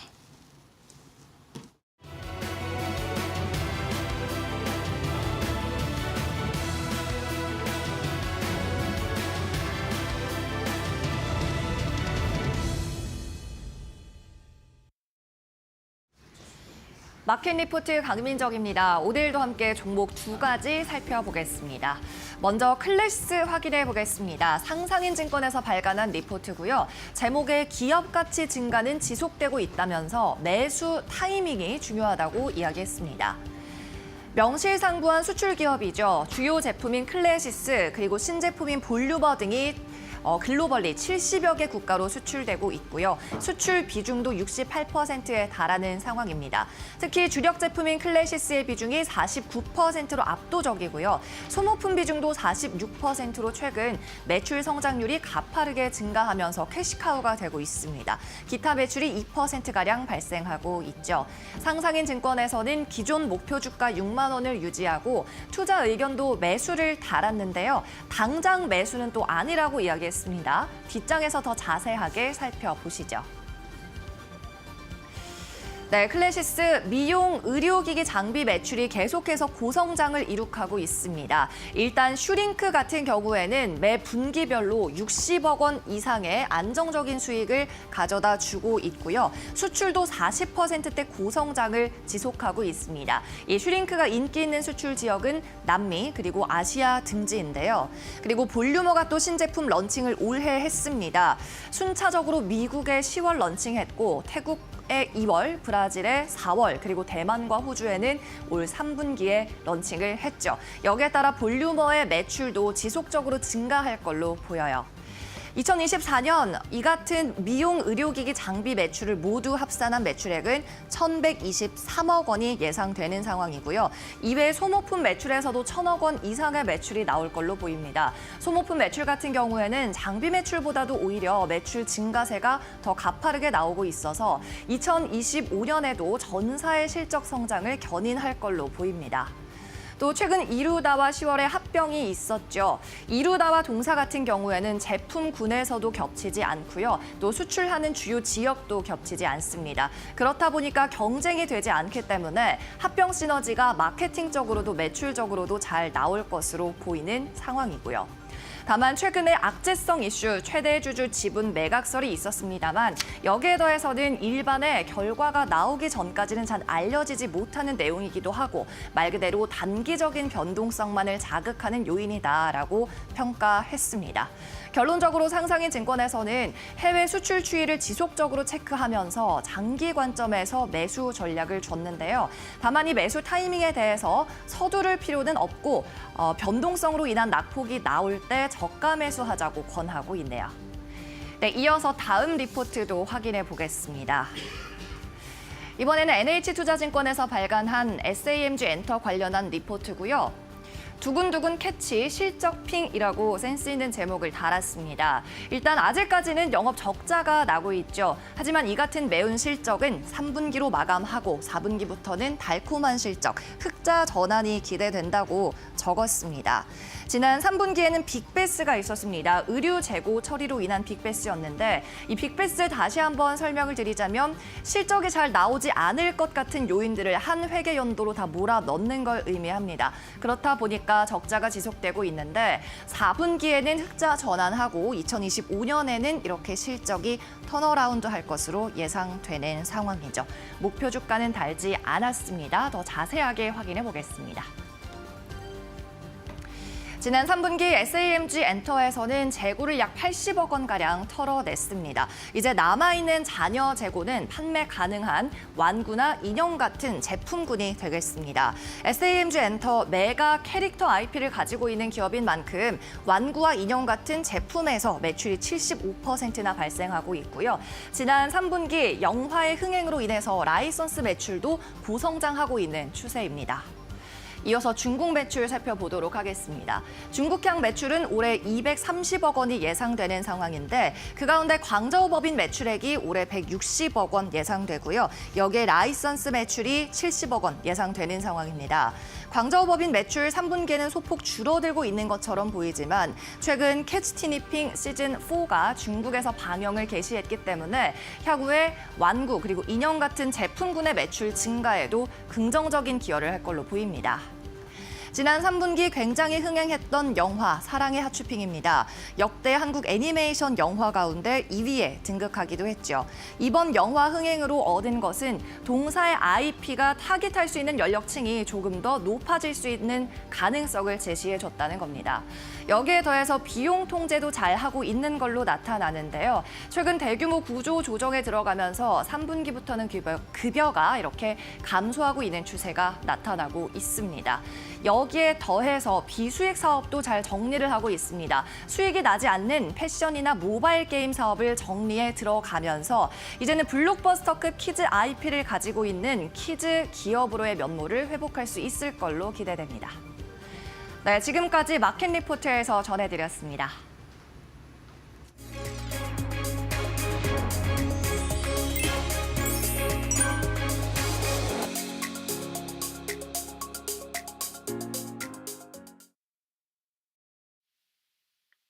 네, 안녕하세요. 반갑습니다. SK증권 입천지점 소영훈 차장입니다. 국내 증시와 국내 정치 상황이 상당히 혼란스러운 가운데 미국 증시는 지속적인 상승세가 좀 이어지고 있는 상황입니다. 물론 좀 테마성 업종들이 순환을 보이면서 좀 지속적인 상승에 대한 부분들이 좀 제한될 가능성이 있다라는 점들이 있습니다만 여전히 미국은 좀 강한 흐름들이 좀 이어지고 있는 상황입니다. 미국의 11월 고용보고서 지난 금요일 발표가 됐는데요. 비농업 일자리가 22만 7천 개가 증가하면서 견조한 고용을 좀 보여주면서 경제에 대한 자신감이 부각되는 모습들이 나타나주고 있습니다. 그렇기 때문에 더욱이 아쉬운 부분은 한국 증시가 아닐까 싶습니다. 좀 정치적 불확실성이 주말 사이에 이어지지 못하고 좀 확대되는 모습들을 보이면서 여전히 좀 불확실성이 오늘도 좀 이어질 가능성이 높다라고 좀 볼 수 있기 때문에 외국인의 수급에 결정하는 환율에 대한 움직임들을 주목해 볼 필요가 있다라고 말씀을 드릴 수 있을 텐데요. 금융위에서는 증한펀드로서의 10조, 그다음에 채권펀드로서의 40조를 좀 준비하고 있다라고 발표를 했습니다. 특히나 아직까지 발동이 된 것이 아니기 때문에 지수의 하락 자체는 좀 제한되는 모습들이 있을 수 있겠으나 종목에 대한 투심과 외국인의 수급이 이것으로 완전히 해소될 가능성은 높아 보이진 않습니다. 그렇기 때문에 오늘 출발 자체도 상당히 좀 약세로 출발할 가능성이 높고요. 반면에 시장이 좀 불확실성이 높고 혼란스러운 가운데서 정치적인 이슈에 의해서 움직이는 테마주들의 변동성은 상당히 좀 심화될 가능성이 높습니다. 아무래도 지금 제대로 움직일 수 있는 업종들이 많지 않은 상황이기 때문에 개인 투자자분들이 그런 쪽으로 자금을 좀 전환을 시킬 가능성이 높아 보입니다만 변동성이 좀 클 수 있다는 점들 염두에 두시면서 트레이딩 가능하신 분들만 좀 대응 전략을 세워나가시는 게 좋을 것 같고요. 장중에는 특히 가장 중요한 것은 환율이 아닐까 싶습니다. 환율에 대한 변동성이 어느 약세로 지속되는지에 대한 여부들을 좀 체크를 하시면서 투자의 방향성을 좀 결정지어야 되지 않을까라고 말씀을 좀 드릴 수가 있겠습니다. 자, 이렇게 좀 정리를 해드릴 수 있겠고요. 지금까지 SK증권 2000지점 서영원 차장이었습니다. 감사합니다.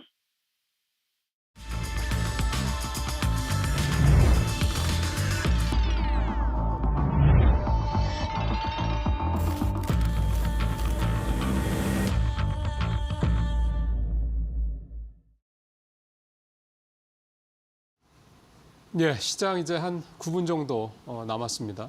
마켓 스탠바이로 이어가도록 하겠습니다. 오늘도 김민수 대표, 신일섭 위원, 고은별 의원과 함께하겠습니다. 자, 두 분 어서 오십시오. 네, 지난주 금요일 뉴욕 시장은 일단 혼조세긴 했는데 여전히 기술주들이 강한 모습을 보였고 또 11월 미국의 고용 지표는 또 견조한 모습이 나타났고 미국에서 이제 골디락스 얘기가 한창 나오고 있는 상황인데 참 우리 시장을 보면 너무나도 이제 큰 차이를 좀 느낄 수밖에 없죠. 우리는 이제 아직도 정치적 불확실성이 해소가 되지 않은 상황이어서 이번 주 초반이 상당히 중요한 어떤 시기가 될 것 같습니다. 두 분째 어떻게 시장 보시는지 한 말씀 듣도록 하겠습니다. 먼저 김민수 대표님 어떻게 좀 탑3 생각하고 계십니까? 네, 일단 무엇보다 주말 사이에 마음고생 많이 하셨을 것 같아서 이제 그런 결과가 이제 시장에서 반영이 되지 않나라는 쪽으로 바라보고 있는데요. 정치 리스크입니다. 정치 리스크 관련된 쪽은 일반적으로 저희가 생각하기로는 단기에 짧고 굵고 강하게 지나간다라고는 알고 있는데 이게 어느 정도 마무리되는 수순이 보여줘야 되겠죠. 그게 일단 보여지지 않는다고 하게 되면 예상했던 것보다 약간 좀 길게 갔었을 때 저희가 어떤 느끼는 바는 생각보다 지치고 더 압박이 커질 수는 있겠다라는 쪽으로는 보여지고 있는데 그런 건 관련된 쪽에서 오늘 당장은 시장에서 실망 매물과 함께 주가의 압박이 나온다라고 하더라도 지금 수준이 시장이 계속 하락하다가 어느 정도 하락에 대한 어떤 가격 메리트가 좀 커지는 시점 같은 경우는 한 번쯤 그래도 여기서 주식을 다 정리해야 될지 아니면 좀 용기를 내야 될지는 조금 더 생각을 해보실 필요가 있지 않을까 생각되고 있는데 지금 현재 12월 선행 PER 8.4배, PBR 뭐 0.84배 이 정도쯤이라고 하게 되면 추가 하락하면 할수록 낙폭은 어느 정도 메리트는 더 커질 수 있겠다는 쪽에서 그래도 기대하는 거는 혼란스럽게 되면 또 대기하고 있는 증환펀드 이쪽이 좀 들어오지 않나라는 쪽에 대한 기대감도 일단 보면서 시장 흐름들을 체크를 해야 될 것 같습니다. 두 번째로 정치 테마주 관련된 쪽들이 오늘도 거의 득세를 할 걸로 보여지고 있습니다. 일단 어수선한 시장 속에서 누구 관련주라고 해서 여기저기서 또 산발적으로 움직이는 모습들이 나오곤 있는데 이런 종목들을 일단 시장이 안 될 때 되는 종목이다라고 생각해서 대응하는 거는 솔직히 뭐 개인적인 편향과 그리고 또 개인적인 매매 스타일에 따라서 다를 수는 있다고 본다고 하더라도 하지만 이게 실적에 아니면 기업의 펀더멘탈에 미치는 여파는 그렇게 크지 않다라고 하게 되면 일단 그때만 이용하는 정도로만 보시고 대응하기는 좀 어렵다라고 봐야 되겠죠. 그래서 변동성 커지는 부분들은 꼭 주의하시면서 일단 대안이 될 수가 없을 수 있겠다라고 하게 되면 안 보시는 것도 하나의 전략이라고 생각됩니다. 그 밖에 마지막으로는 시장이 이렇게 위축되기 시작하는데 그러면 또 포트폴리오를 리밸런싱을 해야 되겠죠. 어떤 내가 그래도 이 정도 섹터, 이 정도 종목은 많이 밀게 되면 사겠다라고 하는 섹터들 같은 경우는 한 번쯤 그래도 다시 한번 좀 정리적으로 필요할 부분이 아닐까 생각되고 있는데 그런 관점 쪽에서 일단 정리를 해보게 되면 그래도 내년까지 실적 흐름들과 그리고 성장 흐름을 봤었을 때 엔터 쪽이나 그리고 또 조선 쪽 피팅 밸브 관련된 조선 기자재 쪽의 흐름들도 연결을 좀 시켜봐야 될 것 같고요. 그 밖에 소프트웨어 관련된 쪽들은 여전히 강한 모습들로 보여주고 있기 때문에 플랫폼 쪽이라든가 그리고 또 소비재 쪽에서 한국의 특산품으로 알려져 있는 뭐 화장품, 임용, 톡신 필러 이런 정도쯤까지는 그래도 이번 시장에서 좀 낙폭이 커진다고 하더라도 다음에 좀 잘 견디지 않을까라는 관점 쪽에서 흐름들을 살펴보셨으면 좋겠습니다. 네, 알겠습니다. 김민수 대표님, 이 정치적 리스크가 점점 더 확대되고 있는 가운데서도 이러한 확대 국면이 진정 국면에 들어서게 된다면 눈여겨볼 섹터들까지 좀 정리를 해주셨습니다. 계속해서 신희섭 위원과 이야기를 나눠볼 텐데요. 정치적 불확실성 여전합니다. 어떻게 바라보고 계실까요? 네. 그럼 그거에 대한 답변을 할까요? 아니면 세 개 종합한 걸 할까요? 그것과 함께 세 가지 말씀해 주시면 될 것 같습니다. 사실 뭐 장이 무너지면 이거 세 개 준비한 건 아무 필요가 없어요. 지금 제가 원달러 환율 차트가 예쁘다고 몇 번을 말씀드렸습니까? 그렇죠? 그리고 지금 IMF 그리고 서브프라임 그리고 2008년 서브프라임이죠. 2020년 코로나 전부 다 시장은 다 알고 있었어요.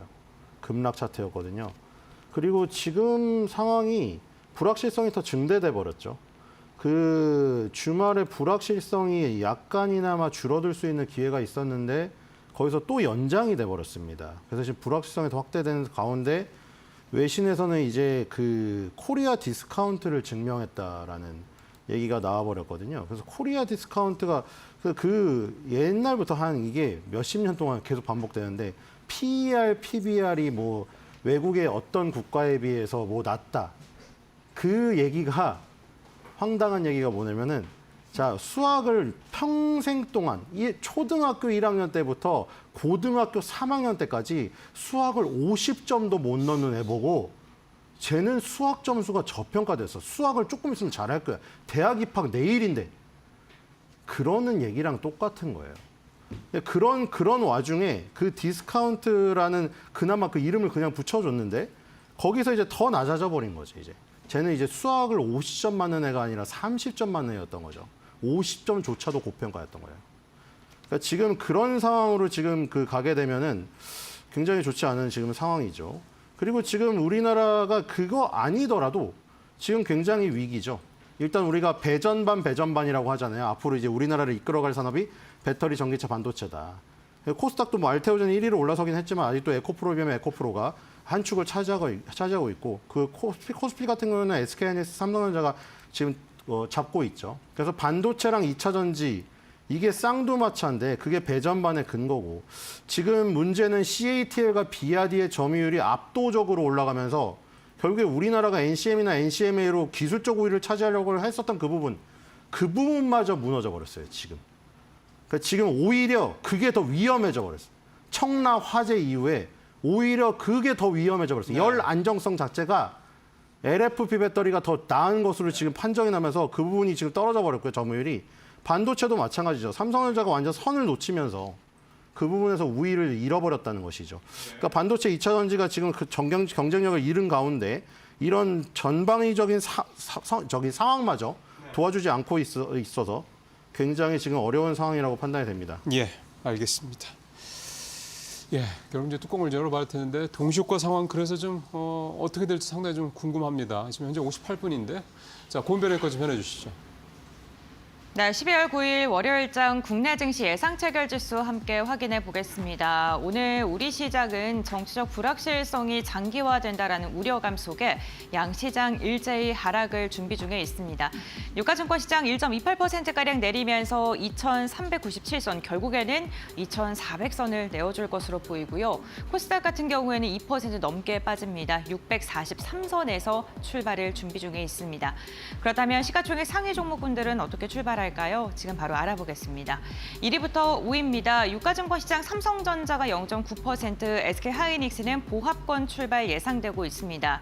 간밤 주말 사이 미증시에서 엔비디아가 하락을 했음에도 불구하고 SK하이닉스 0.9%가량 하락, LG에너지솔루션 그리고 삼성바이오로지스, 현대차까지 5위권 종목 일제히 하락 출발 준비 중에 있고요. 다음 장 함께 확인해 보겠습니다. 네, 셀트리온이 2% 이상 빠지고 있고 그 가운데에서도 고려아연만 10위권 내에서 유일하게 상승 출발 준비 중에 있습니다. 금요일장 고려아연 변동성이 굉장히 컸습니다.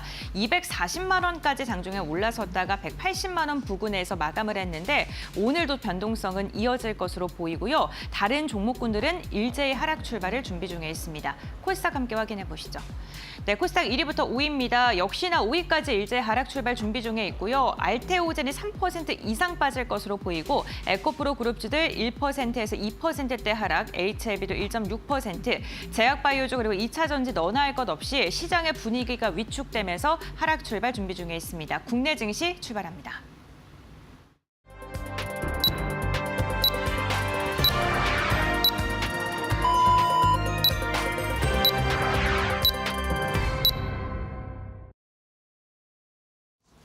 예, 자, 본격적으로 오늘 시장 상황들 하나하나 살펴보도록 하겠습니다. 동시효과 상황은 말씀 보셨던 대로 전체적으로 코스피, 코스닥 모두 상당히 좀 좋지 않게 시작을 할 것으로 보이고 시가총액 상위 종목들 대부분 다 일단 하락하는 상태에서 출발할 것으로 예상이 되고요.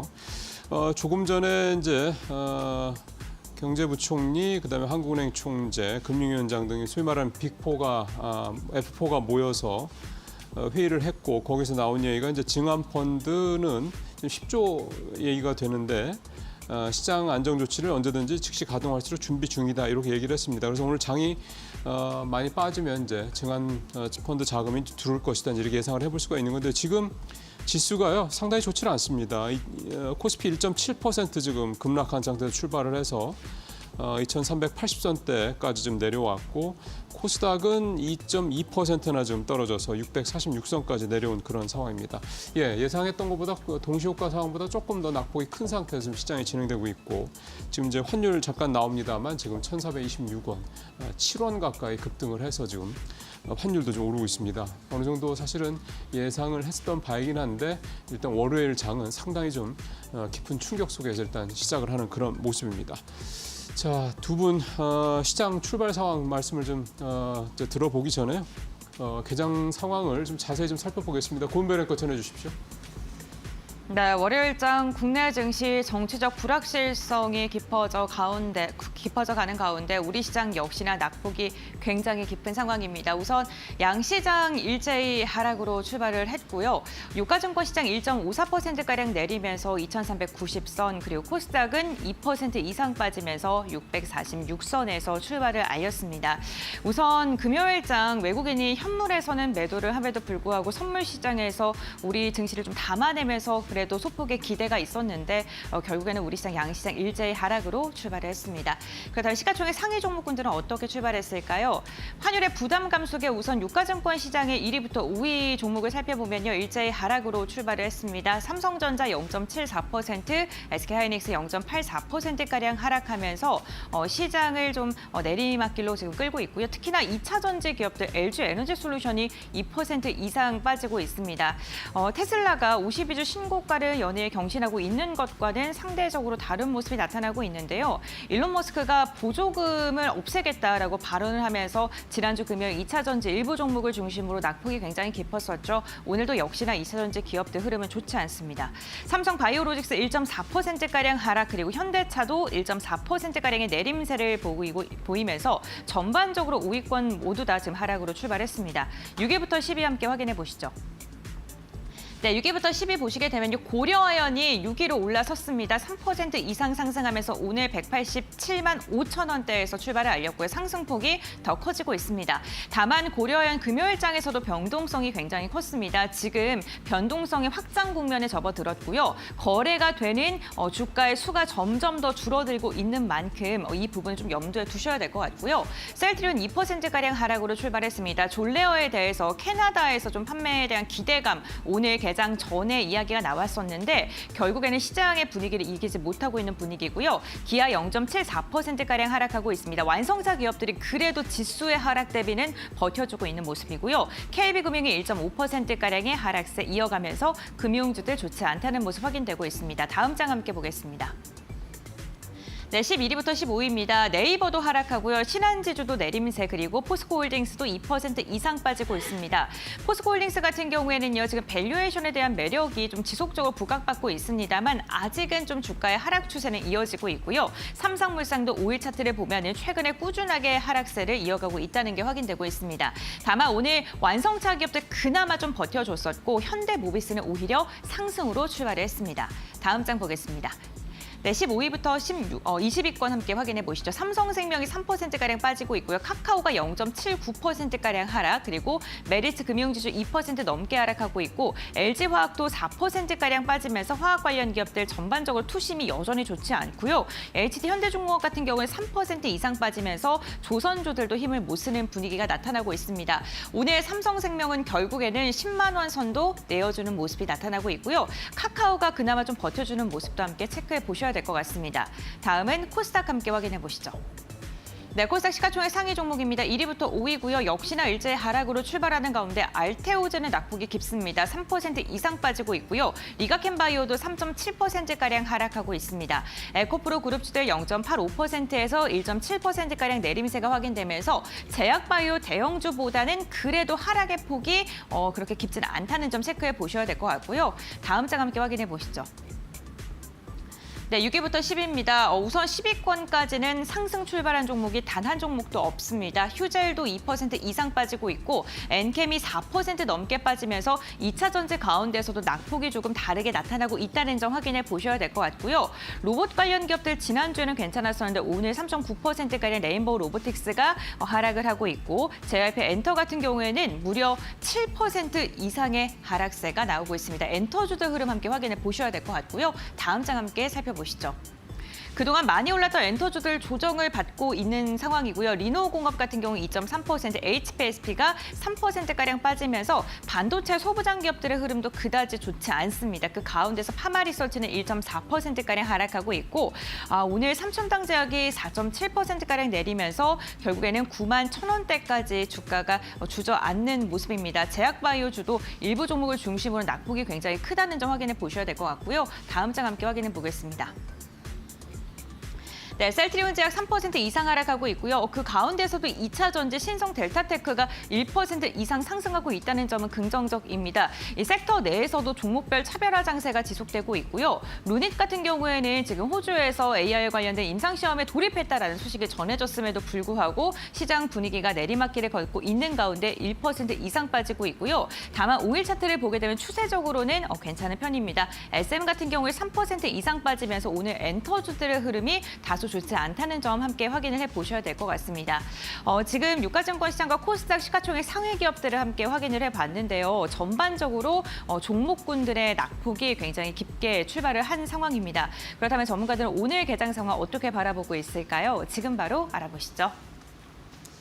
예, 고은별 앵커 수고했습니다. 전체적으로 어쨌든 낙폭이 좀 있습니다. 지금 아까보다는 그래도 조금 줄긴 했는데 여전히 1.5% 넘게 오르고 있고 코스닥은 오히려 좀 낙폭이 더 좀 커지고 있는 그런 모습이고 외국인하고 기관이 삽니다. 개인이 지금 1,900원 넘게 벌써 이제 한 10분도 채 안 됐는데 개인이 지금 거의 좀 던지고 있는 그런 상황들이 좀 발생을 좀 하고 있네요.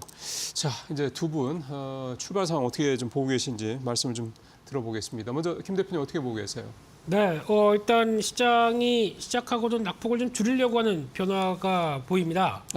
예, 코스피가 2,390선 안쪽으로 일단 지지를 하려고 시도를 하고 있고요. 1.5% 하락세 이어가고 있고 코스닥도 3%대 하락대에서 그나마 폭을 조금 줄이려고 노력을 합니다. 하지만 특히 수급적인 변화를 봤었을 때 외국인들 그렇게 뭐 국내 시장에 대해서 불안하다 어쩌고 저쩌고 하는 얘기가 나온다고 하더라도 왜 매도를 안 할까요? 예, 이 정도 지수대에서 매수로 들어오고 있다는 점들 코스피, 코스닥 물론 금액이 얼마 되지는 않지만은 그렇게 크게 팔지 않는다고 하는 모습들로 봤었을 때는 아직까지는 그들의 말과는 좀 행동은 다르다라고 봐야 될 것 같고 게다가 기관이 적극적으로 방어하는 것 같습니다. 지난주에도 연기금의 매수세가 들어오기 시작하면서 시장을 좀 이용을 한다라는 부분들이 나오고 있기 때문에 그런 모습들 눈길이 끄는데 지금 현재 시장을 가장 불안하게 생각하는 쪽들은 개인입니다.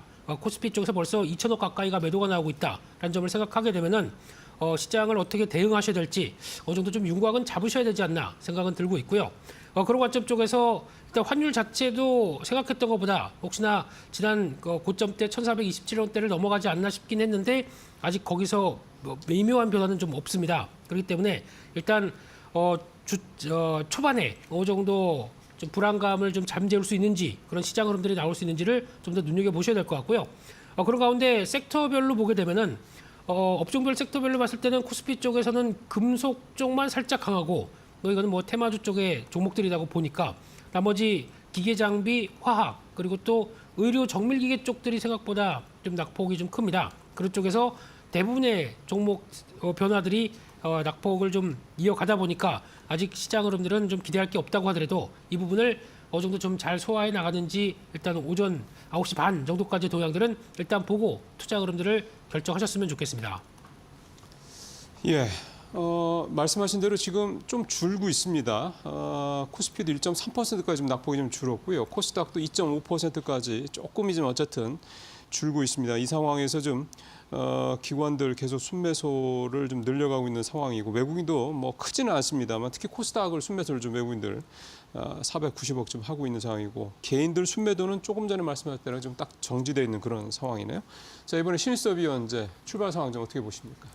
네, 진짜 뭐 어떤 일이 일어나는지는 우리는 나중에 알 수가 있죠.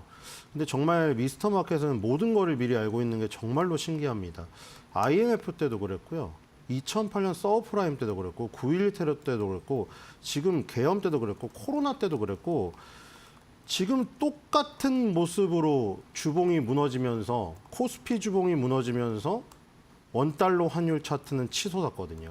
그 모습이 이미 전조의 모습이 똑같이 발생이 됐어요. 전부 다 똑같아요. 98년부터 보시면 다 똑같습니다. 98년도도 그렇고요. 주봉에서 20주선을 무너뜨리는 쌍봉이 나오면서 거기서 터지거든요. 2010년 코로나도 마찬가지고 2008년 서브프라임도 마찬가지고 전부 다 똑같아요. 그러니까 거기서 원달러 환율 차트가 상당히 예쁘고 코스피 차트는 굉장히 못난 그 부분이 이미 다 미스터마켓은 신기하게도 그 수급적으로 그렇게 만들어 놓고 있다는 것이죠. 코스피 차트를 저걸 혼자 무슨 일반 수급이 만들 수가 없거든요. 외국인이라도 만들 수가 없어요. 저 캐파는. 근데 어떤 정말 알고리즘의 모든 합이 그 방향성을 다 가리키고 있다는 것이죠. 그것을 미스터마켓을 믿지 못하는 사람들이 이제 음모론을 주장하게 되는 거죠. 근데 지금 미스터마켓은 모든 걸 알고 있습니다. 이번에도 또 발생이 됐어요. 이번에도 어떤 것 때문에 저렇게 급락을 했는지는 이제 우린 나중에야 알게 되었죠. 근데 미리 다 시장은 저렇게 움직이고 있었다는 거. 정말로 신기하지 않을 수가 없고. 지금 달러 인덱스 같은 경우는 지금 106.64, 이거 106.04, 이건 100이 기준인데 6개국 달러 다른 통화 대비해서 가치인데 달러 인덱스의 차트의 가파르기보다 원달러 환율 차트의 가파르기가 훨씬 가파릅니다. 그 얘기는 물론 원이 저기 6개국의 통화에 속해 있지 않는데 어쨌든 간에 거기 속해 있는 선진국 통화 대비해서 달러 대비해서 가치 하락이 훨씬 더 가파르다는 얘기죠. 해석을 하자면 지금 1,450원을 만약 가게 되면 2022년 10월 달에 기록했던 1,446.30을 뚫게 됩니다. 지금 물론 유가가 안정적이어서 그리고 금리도 인하를 하고 있어서 고금리, 고유가, 고환율, 쓰리고에 빠질 것은 아닌데 지금 환율 자체가 너무 가파릅니다. 지금 이 가파르기는 거의 2021년부터 2022년에 나왔던 지금 가파르기로 지금 3개월 동안 치솟고 있거든요. 이게 한번 슈팅이 1,450원을 돌파하는 슈팅이 강력하게 나오면 아까 말하는 그 순간이 또 오는 것이죠. 98년 IMF, 2008년 서브프라임, 2020 코로나, 2011년 9.11 테러, 그다음에 이 2024 계엄 똑같은 상황이 또 발생될 수가 있어요. 뭐냐면은 중간에 멈추는 듯 했다가 한 단계 더 하락하는 게 나올 수가 있는 것이죠. 지금은 환율이 1,446.30, 2022년도 10월 달을 앞두고 약간 저항을 받고 있죠. 근데 저 저항을 만약 이겨내고 위로 치솟아 버린다. 그러면 반대로 코스피 차트는 어떻게 되겠어요?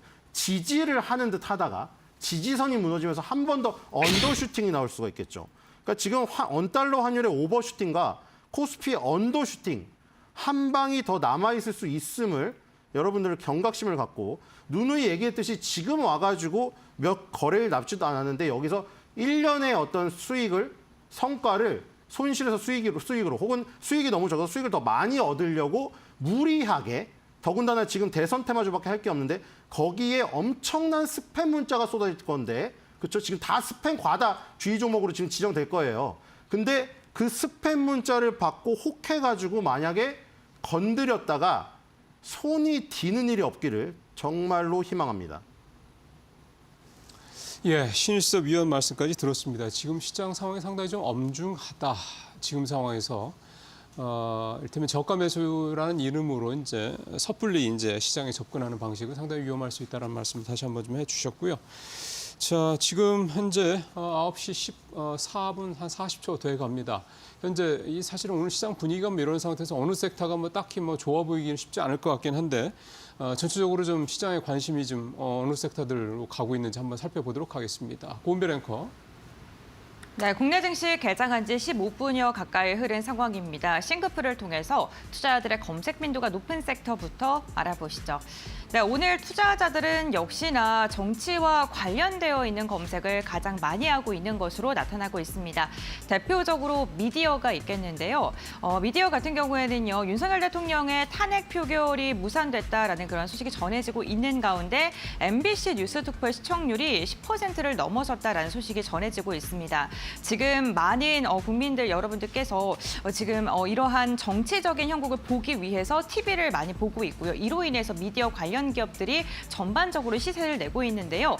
IMBC뿐만 아니라 YTN과 같은 일부 지금 미디어 관련 기업들의 주가가 두 자릿대 강세가 나오고 있고요. 이와 함께 이재명 관련도 많이 검색을 하고 있습니다.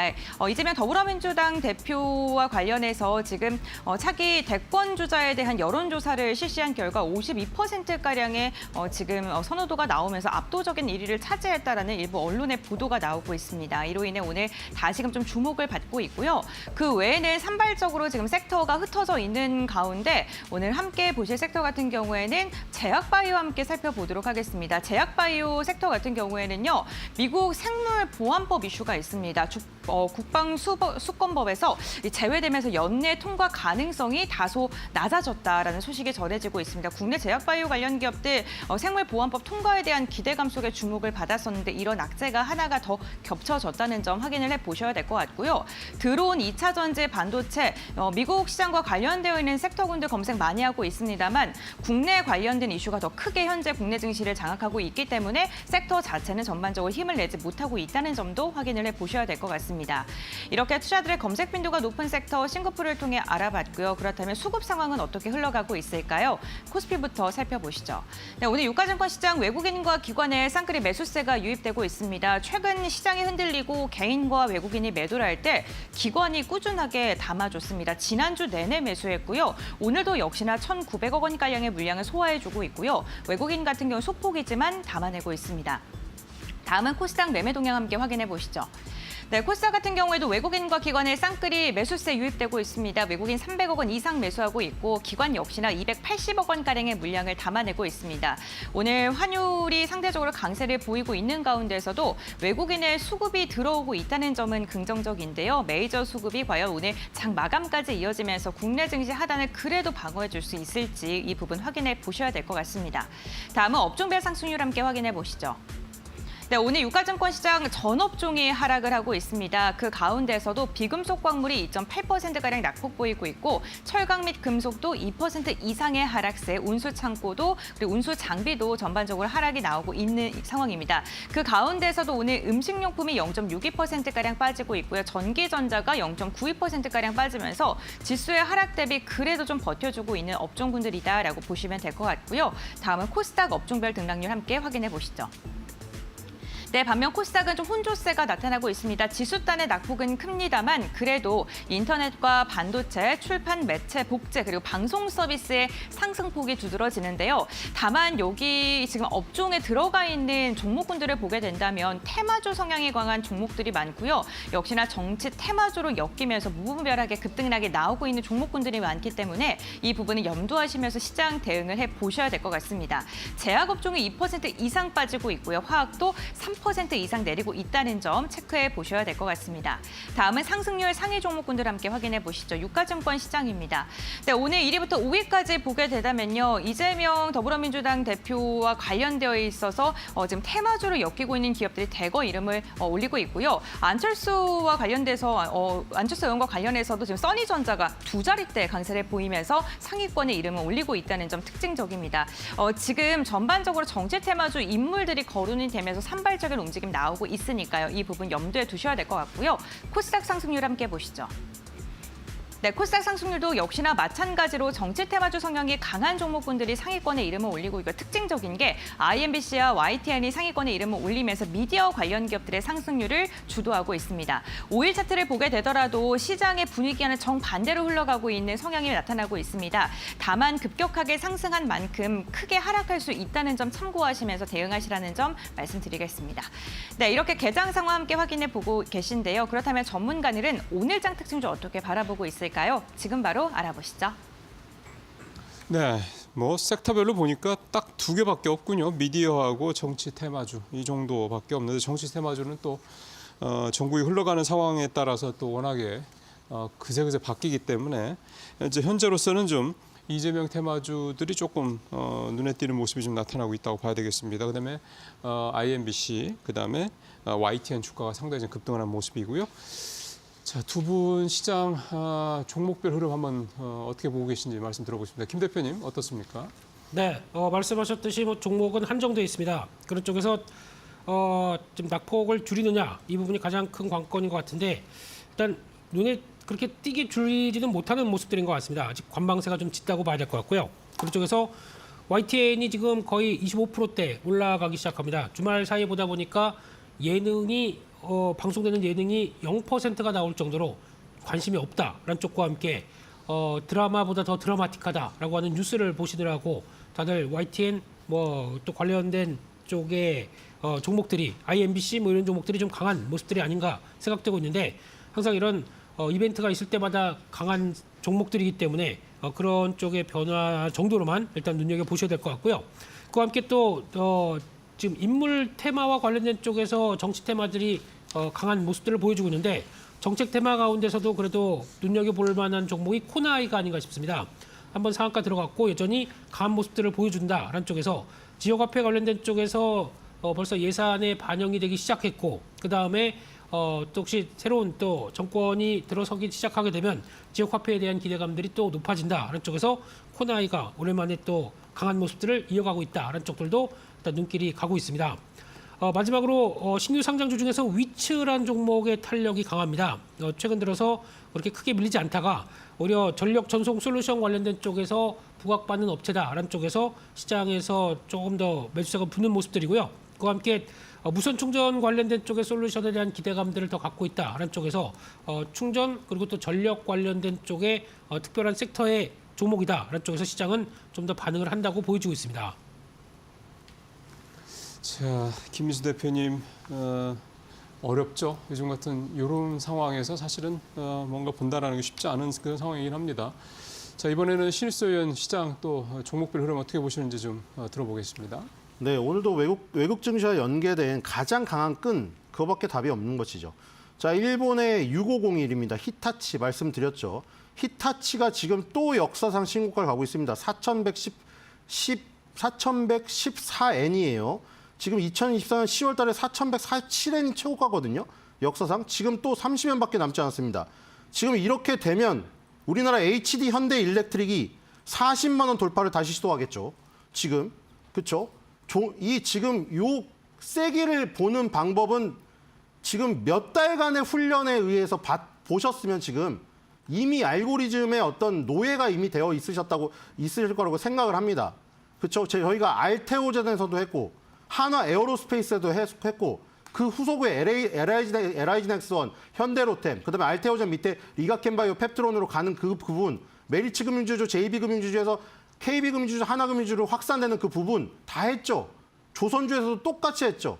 HD 현대 미포에서 그다음에 성황밴드에서 그다음에 뭐 예를 들어서 대양전기공업까지 가는 그 확산 우리 똑같이 경험했죠. 그 몇 번의 훈련을 거쳤기 때문에 이것도 잘 하시리라 생각이 됩니다. 히타치가 지금 신고가를 가면 히타치가 여기에서 1위거든요. 전력기기에서 점유율이 1위이기 때문에 HD 현대 일렉트릭하고 효성중공업 그다음에 LS 일렉트릭은 따라갈 수밖에 없습니다. 우리나라에서 1등은 HD 현대 일렉트릭이죠.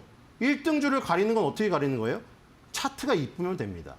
LS 일렉트릭이 어디까지 갔어요? 20개월선까지 떨어졌죠. 효성중공업은 10개월선. 그렇죠? HD 현대 일렉트릭은 닿지도 않았어요. 그러니까 얘네가 1, 2, 3이고 히타치가 전 세계 1위다. 히타치가 신고가를 갔기 때문에 HD 현대 일렉트릭과 효성중공업까지 노려볼 만하고요. LS 일렉트릭은 힘이 약합니다. 제일 늦게 사업을 시작한 기본적인 내용도 있어요. 근데 기본적인 내용까지 볼 시간이 없다면 차트에서 다 나옵니다. 그다음에 후속주, 후발주로 중소형주는 일진전기가 대장이에요. 10개월 선에 걸려 있죠. 후속주로 일진전기를 노려보면 됩니다. 그러니까 정리하자면 히타치가 꺾이지 않으면 HD 현대일렉트릭을 1등주로 노리는 상태에서 일진전기를 후발주로 포트폴리오로 갖고 가시면 될 것 같고요. 그다음에 필립 모리스 얘기 드렸죠. 필립 모리스 지금 계속 신고가 구간이죠. 그럼 당연히 KTNG가 따라가겠죠. KTNG랑 필립 모리스 차트가 똑같고 운명 공동체니까요. 필립 모리스가 KTNG 제품을 11년 동안 팝니다. 지금 KTNG가 13만 원 돌파를 시도할 가능성이 있어요. 이걸 보시고 그다음에 요즘에 밈 주식으로 지금 트럼프 장남이 어디 이사회에 갔느냐에 따라서 폭등을 지금 하고 있습니다. 트럼프 장남이 이사회에 2개 들어갔어요. 언유주얼 머신스라는 드론 회사에 하나 들어갔고요. 그다음에 온라인 쇼핑몰을 운영하는 PSQ 홀딩스에 들어갔습니다. 그래서 이 2개가 지금 급등을 했는데 언유주얼 머신스는 지난달에 무려 1000% 가까이 급등을 했어요. 우리나라에서 여기에 관련된 건 제이시언 시스템이죠. 차트 거의 비슷합니다. 뭐 급등은 1000%는 안 했지만 지금 앨런 머스크, 트럼프 장남, 데이나 화이트, 트럼프 이런 사람들이 실세예요. 이번 정권에. 그렇기 때문에 트럼프 장남이 드론 회사의 이사에 들어갔다는 소식. 이건 우리나라 드론주에 좋고요. 그다음에 제이시언 시스템은 엔비디아랑도 엮여 있어요. 엔비디아가 우리나라에 GPU 공급을 하는데 제이시언이 우리나라에다 팝니다. GPU를. 그렇기 때문에 거기도 연결되어 있다는 거. 여러 가지로 엮여 있죠. 그다음에 아까 전에 PSQ 홀딩스, 이게 온라인 쇼핑몰 가진 회사의 트럼프 장남이 여기 취직했거든요. 이제 온라인 쇼핑몰에 관련된 이 회사에 관련된 끈이 이어진 우리나라 종목은 이제 아까 전에 말씀드린 HD 현대일렉트릭과 KTNG, 그다음에 제이시언 시스템을 투자하면서 찾아보시면 됩니다.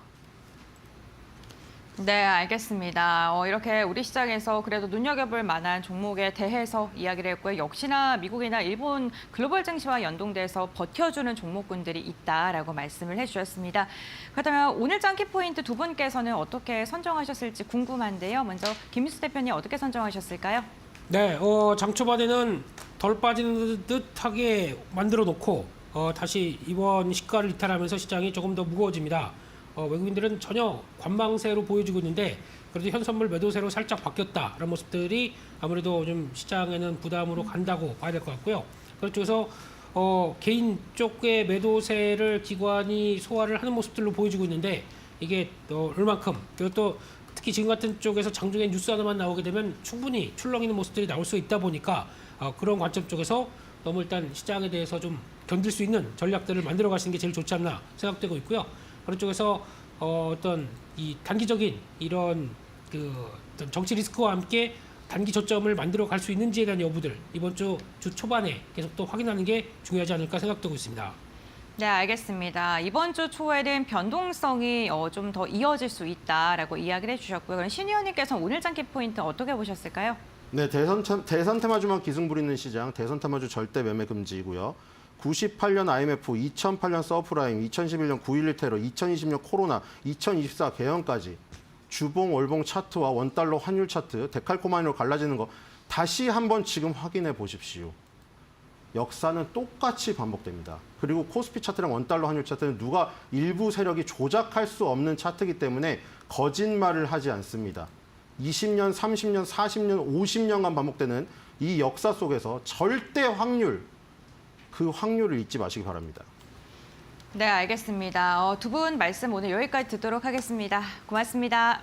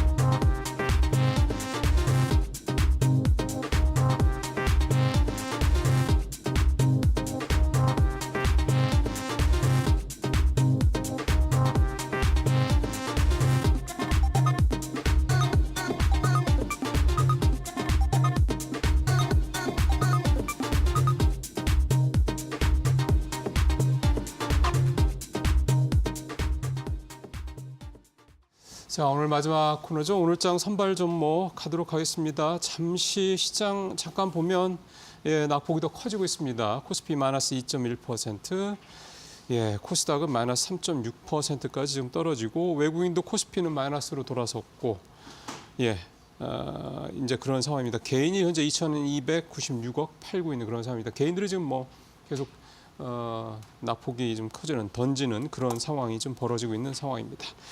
자, 오늘 참 어려운 날입니다. 김경국 메리츠증권 과장 연결해 보겠습니다. 과장님. 네, 안녕하세요. 사실 오늘 같은 날은 딱히 꼭 종목을 선발을 안 하셔도 되긴 하는데 혹시 준비된 종목 있으시면은 말씀을 좀 들어볼까요?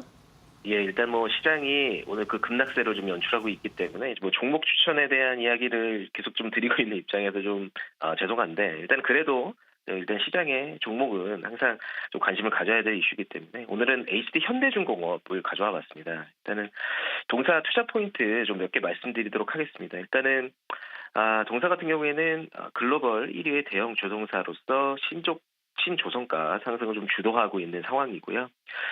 메탄올 추진 컨테이너선이라든지 최근에 암모니아 운반선 등을 신규 선정을 가장 선제적으로 수주하면서 물량보다는 가격을 올리는 데 힘을 집중하고 있는 상황이고요. 또한 트럼프 당선인이 주도적으로 집중하고 있는 LNG 확장 전략의 수혜를 동사가 좀 크게 누릴 수 있다고 판단하고 있는 상황인데, 현재 미국 LNG 개발 프로젝트에 따른 LNG 발주 규모가 동사에게는 중요한 트리거가 될 것으로 좀 판단하고 있습니다. 또한 동사의 현재 상선 부분 수주 잔고가 313억 달러인데 경쟁사인 하나오션보다는 38% 그리고 삼성중공업보다는 9% 정도 많은 상황이고, 27년 인도 슬롯을 거의 다 채운 상태로 향후 3년간은 안정적인 실적 성장세를 보일 거라고 예측이 되고 있습니다. 또한 2분기에 이어 비수기인 3분기에도 영업이익률을 5%대로 유지하면서 안정적인 실적 구간에 진입했음을 좀 확인할 수 있었고요.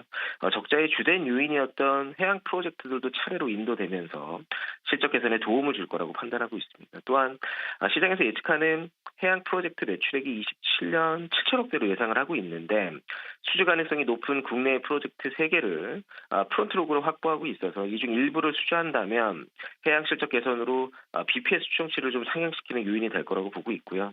동사의 실적 추정치는 25년 매출액 16조 2,151억, 영업이익 1조 558억이며 상선 부분의 영업이익률은 24년 추정되는 OPM보다 약 2%가량 높은 8.3%대로 예상이 되고 있습니다. 그래서 마지막으로 트럼프 당선인이 언급했던 국내 조선사들과의 협력 요청 그리고 특수선 사업에 대한 기대가 동사의 밸류에서는 한 단계 좀 점프업 시킬 수 있는 트리거가 될 것으로 예상하고 있기 때문에 지금 상황에서는 충분히 한 매수 관점으로 접근해 볼 만한 가격대가 아닌가 그렇게 좀 판단하고 있습니다.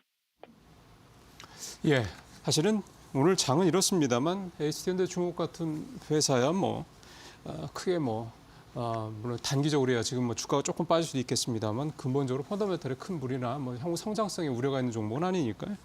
오늘 많이 쓰였습니다. 과장님 수고하셨습니다. 네, 감사합니다. 네, 마켓나우 1부 마치도록 하겠습니다. 지금 여전히 시장 상황은 썩 좋지를 않습니다. 자, 계속해서 이재 앵커의 이코노미 톡으로 이어지겠습니다.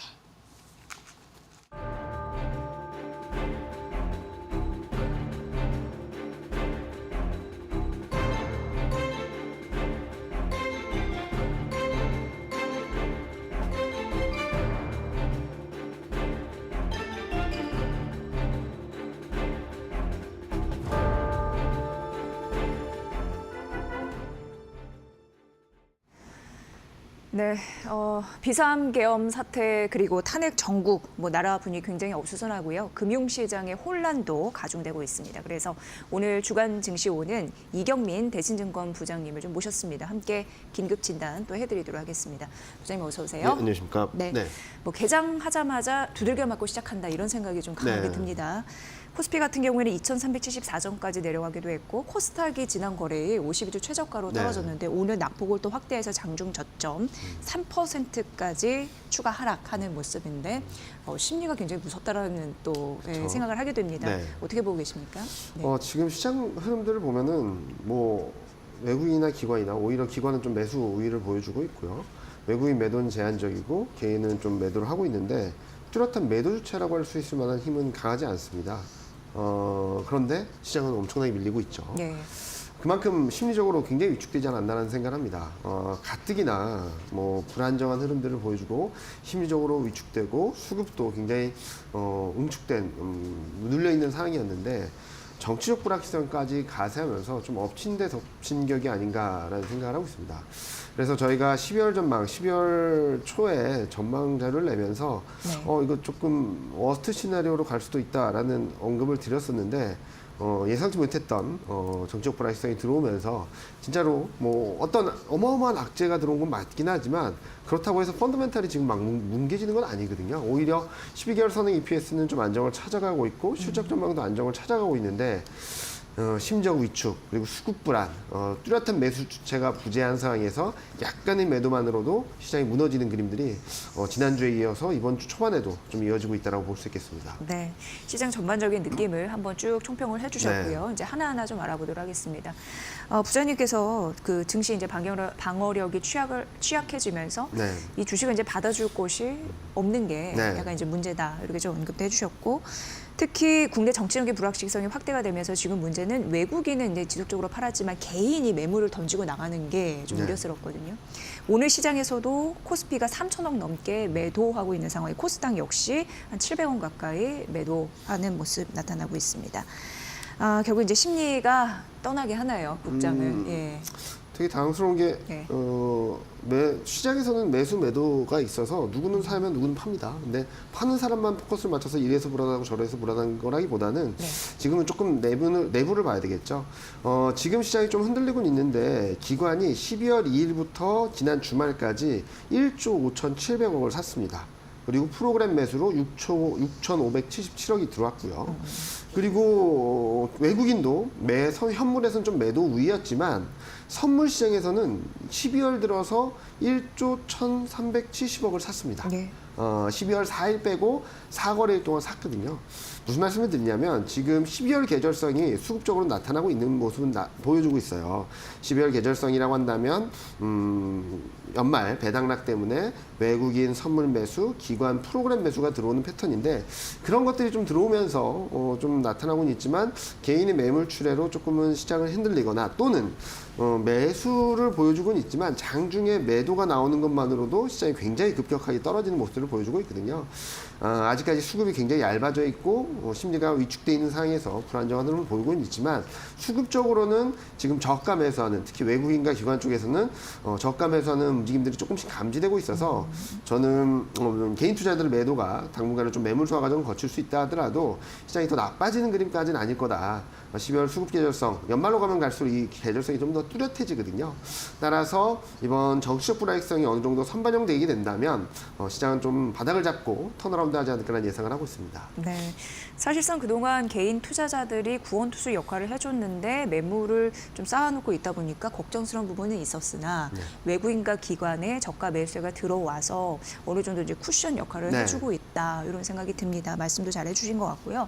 근데 외국인 투자자들의 매매 동향을 조금 더 자세히 살펴보도록 하겠습니다. 최근 기사에서도 많이 났고 언급이 됐던 부분인데 이들이 금융지주, 은행, 보험, 증권, 금융 관련 섹터들을 대거로 좀 빼고 있는 흐름들이 나타나고 있는 상황이고요. 근데 이제 한편으로 보면은 우리가 지속적으로 그동안 이제 현 정부에서 추진했던 정책들이 뭐 스톱될 가능성이 있다 하더라도 이 문제는 좀 다르지 않나 생각이 드는 게 기업이 이제 공시를 했기 때문에 요 신뢰성도 있고 한국 증시에 거는 그런 믿음을 저버릴 수 없기 때문에 요거는 좀 이어지지 않을까라는 생각 좀 하긴 하거든요. 부장님은 어떻게 보고 계시는지요? 예. 밸류 프로그램을 만약에 대통령실에서 주관했다라고 하면 문제가 생길 수 있겠죠. 그렇지만 밸류 프로그램은 정부 기관과 그리고 거래소가 주관을 했던 거라서 정권이 교체된다고 해서 이게 막 무너지거나 망가지거나 그러진 않을 거다라고 생각하고 있습니다. 특히 뭐 한국 증시 저평가를 극복하자라는 노력들이 단순하게 이 정부에만 국한된 건 아니거든요. 모두 이게 숙제죠. 그런 부분들이 있어서 저평가 극복을 위한 개선 정책, 대응 정책은 계속될 수 있다고 생각합니다. 물론 기대했던 부분들이 좀 되돌려지는 과정에서 좀 과격한 조정이나 좀 등락은 있을 수 있다고 보고 있는데 저는 지금 레벨에서는 더 급락한다고 하더라도 조금은 매수 관점으로 접근하는 게 맞지 않을까. 물론 지금 변동성이 워낙 급격히 커졌기 때문에 지금이 저점입니다. 딱 말씀드리기 어렵겠죠. 그리고 빠르게 떨어지는 증시는 증시 떨어졌다가 반등했다 또 등락 과정을 거칠 수 있기 때문에 저는 변동성을 활용한 좀 분할 매수 관점이 조금 유효하지 않을까라는 예상을 하고 있습니다. 네, 그래요. 그러니까 모든 것이 백지화될 가능성은 제한적인 것이라는데 맞습니다. 많이 떨어졌을 때 또 바구니에 담는 전략도 함께 고려해 보십사 하고 말씀을 드렸습니다. 지금 계엄령 파동의 외국인들이 국내 증시에서 매도를 보이고는 있습니다만 사실 사는 업종은 더 눈여겨보게 되는 심리는 또 한편에 있는 겁니다. 대표적으로 봤을 때 반도체 장비, 조선주, 엔터주들이 분석이 되고 있거든요. 뭔가 실적과 연동됐으면 더 좋겠다라는 생각은 하는데 실제 그런지 어떻습니까? 일단은 조선주는 뭐 실적이 확실하게 좋은 그림들을 보여주고 있고요. 엔터는 그동안 악재들을 다 털어냈다라는 그림들, 그리고 반도체 장비는 바닥을 통과했다, 밸류션이 싸다라는 그림들인데 좀 재밌는 그림이 11월 15일, 그러니까 11월 중순 3분기 실적 시즌 끝난 이후에 외국인들의 매매 패턴을 보면은 순환매를 좀 자극하고 있습니다. 많이 떨어지거나 좀 싸다라고 싶은 업종들이 종목들을 사서 쭉 끌어올리거든요. 대표적으로는 인터넷, 뭐 네이버 카카오가 있겠고, 그리고 엔터주도 있고, 조선주도 있고, 그리고 반면에 좀 많이 올랐다 싶은 종목들은 좀 차익 매물을 내놓고 있습니다. 대표적으로 제약바이오, 금융주들이었거든요. 이런 부분들을 본다면 지금 시장 흐름들이 뭐 되게 불안하고 불안정하다 하더라도 저평가 매력이 높은 업종들에 대해서는 좀 관심 있게 바라보면서 어떤 정도 리스트업 해놓으시고 외국인 수급이 어떻게 변하는지 좀 체크해 보시면 좋지 않을까라는 생각합니다. 지난 주말 기준으로 실적 대비 저평가돼 있고 낙폭이 큰 업종들로는 반도체, 2차전지, 자동차, 상사자본재, 여기는 방산 이쪽이 들어있고요. 그리고 화장품 업종들이 저평가되어 있으니까 이 업종들을 한번 리스트업 해놓으시고 외국인 수급이 어떻게 변하는지 한번 체크해 보시면 단기 트레이딩 매매에 있어서 좀 힌트를 얻으실 수 있지 않을까라는 예상을 하고 있습니다. 네, 지금 저평가 종목군, 그러니까 업종 말씀드렸으니까 참고를 해보시면 될 것 같고요. 많은 분들이 오늘 시장이 전반적으로 떨어지다 보니까 많이들 이제 궁금해하시는 대목이 있습니다. 일단 이제 탄핵 전고 우리가 또 이런 길을 가다 보니까 예전 사례를 비춰보게 되는데 그 박근혜 전 대통령 탄핵 당시 이때와 비교해서 현재 만약 탄핵 전국으로 갔을 때 증시가 의외로 안 오를 수 있다라는 분석도 제기되고 있는 상황이고요. 지금 오늘 환율이 1,430원까지 찍긴 했거든요. 근데 상단은 1,450원까지 또 열어둬야 된다라는 의견도 있는 거고요. 그리고 반도체 등 주요 수출 기업들의 실적 또한 약간 의문스럽게 바라보는 입장이 있습니다. 이걸 봤을 때 물론 많이 떨어졌으니까 저평가해놓은 구간이라는 거는 알겠는데요. 이런 입장을 좀 생각을 해봤을 때 지수는 추가 하락을 좀 열어둬야 될지 그게 궁금하거든요. 일단은 뭐 지금 2380선이 깨졌다는 거, 전저점 깨졌다는 거는 하단이 어디로 가든 뭐 그냥 모르겠다. 그러니까 일단 열려 있다라고 봐야 되겠죠. 그런데 열려 있다라고 봤을 때 시장이 또 더 떨어진다라고 해서 여기서 이제 추세적인 하락이니까 매도로 대응해야 될까? 추경 매도로 할까? 아니면은 좀 손실 받으라도 좀 비중을 줄일까라고 고민을 하실 텐데 전혀 그럴 필요 없다라고 생각합니다. 일단 말씀하셨던 여러 가지 악재들을 최근 시장이 꺾였다라고 한다면 저도 고민을 하겠죠. 그렇지만 2024년 7월 11일 고점 이후 지금 거의 다섯 달이 되고 있는데 5달 동안 말씀하셨던 부분들 다 선반영했습니다. 실적 불황, 업황 불안, 경기 안 좋다, 금리나 외환하냐, 정책이 없다, 뭐 웬만한 악재들은 다 나왔죠. 그리고 어느 누구도 예상하지 못했던 계엄령이라는 초대형 악재까지 지금 반영을 해나가는 과정이죠. 자, 이제 더 나쁜 게 나와야지, 더 나쁜 악재가 나와야지 시장이 더 떨어진다고 봐야 되겠죠. 물론 심리적인 수급적인 불안감들로 인해서 등락은 좀 있을 수 있다라고 하더라도 이게 새로운 하락 추세인가 아니면은 악재란 악재는 모두 선반영한 상황에서 바닥을 잡아가는 과정일까? 저는 바닥을 잡아가는 과정일 가능성이 높다라고 보고 있고요. 물론 심리적으로 수급적으로 좀 불안정한 흐름들을 보여준다고 해서 언더슈팅이 나올 수도 있겠죠. 그렇지만 저는 이 흐름들이 더 나빠지는 그림보다는 바닥을 잡아가는 과정이라고 생각하고 있고요. 어떻게 하면 올라갈까? 이렇게 악재에 억눌려 있는 상황에서 시장이 여기까지 떨어졌다라고 한다면 또는 좀 더 밀린다고 한다면 악재가 이 정도의 악재는 아니구나만으로도 정상화될 수 있고요. 야, 이 악재는 우리가 너무 과하게 생각했는데 만으로도 올라갈 수 있는 룸이 생깁니다. 단적인 예로 2024년 작년 11월, 12월 시장 흐름들 한번 생각을 해보시면 좋을 텐데 그때 뭐 여러 가지 악재들이 들어왔음에도 불구하고 채권 금리가 안정을 찾고 실적에 대한 불안감들이 진정되고 환율이 안정을 찾아가면서 코스피는 딱 2달 만에 17% 올랐습니다. 그런 그림들이 나오지 말란 법도 없거든요. 지금은 좀 바닥을 잡아가는 과정에서 좀 과격하거나 아니면은 많은 분들을 좀 고통스럽게 할 수 있을 정도의 변동성을 수반할 수는 있습니다.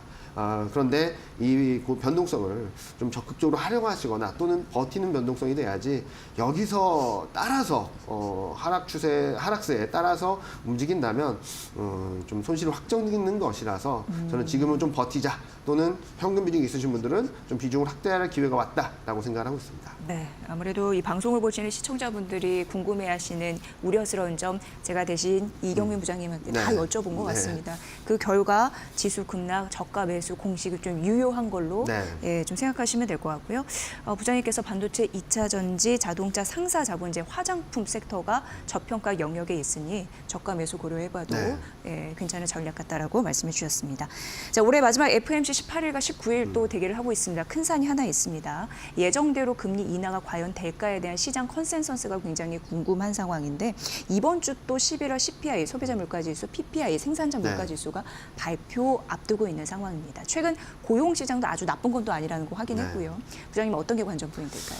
일단은 한때는 12월 달에 금리 인하할 수 있다는 확률이 50% 겨우 넘을 정도로 되게 불안정했었어요. 근데 지난주 뭐 연준위원들 발언 대부분이 12월은 금리 인하 가능하다. 또 하나 그리고 금리 인하 사이클이다. 속도 조절은 있어도 금리 인하 사이클이라는 걸 계속적으로 강조를 했거든요.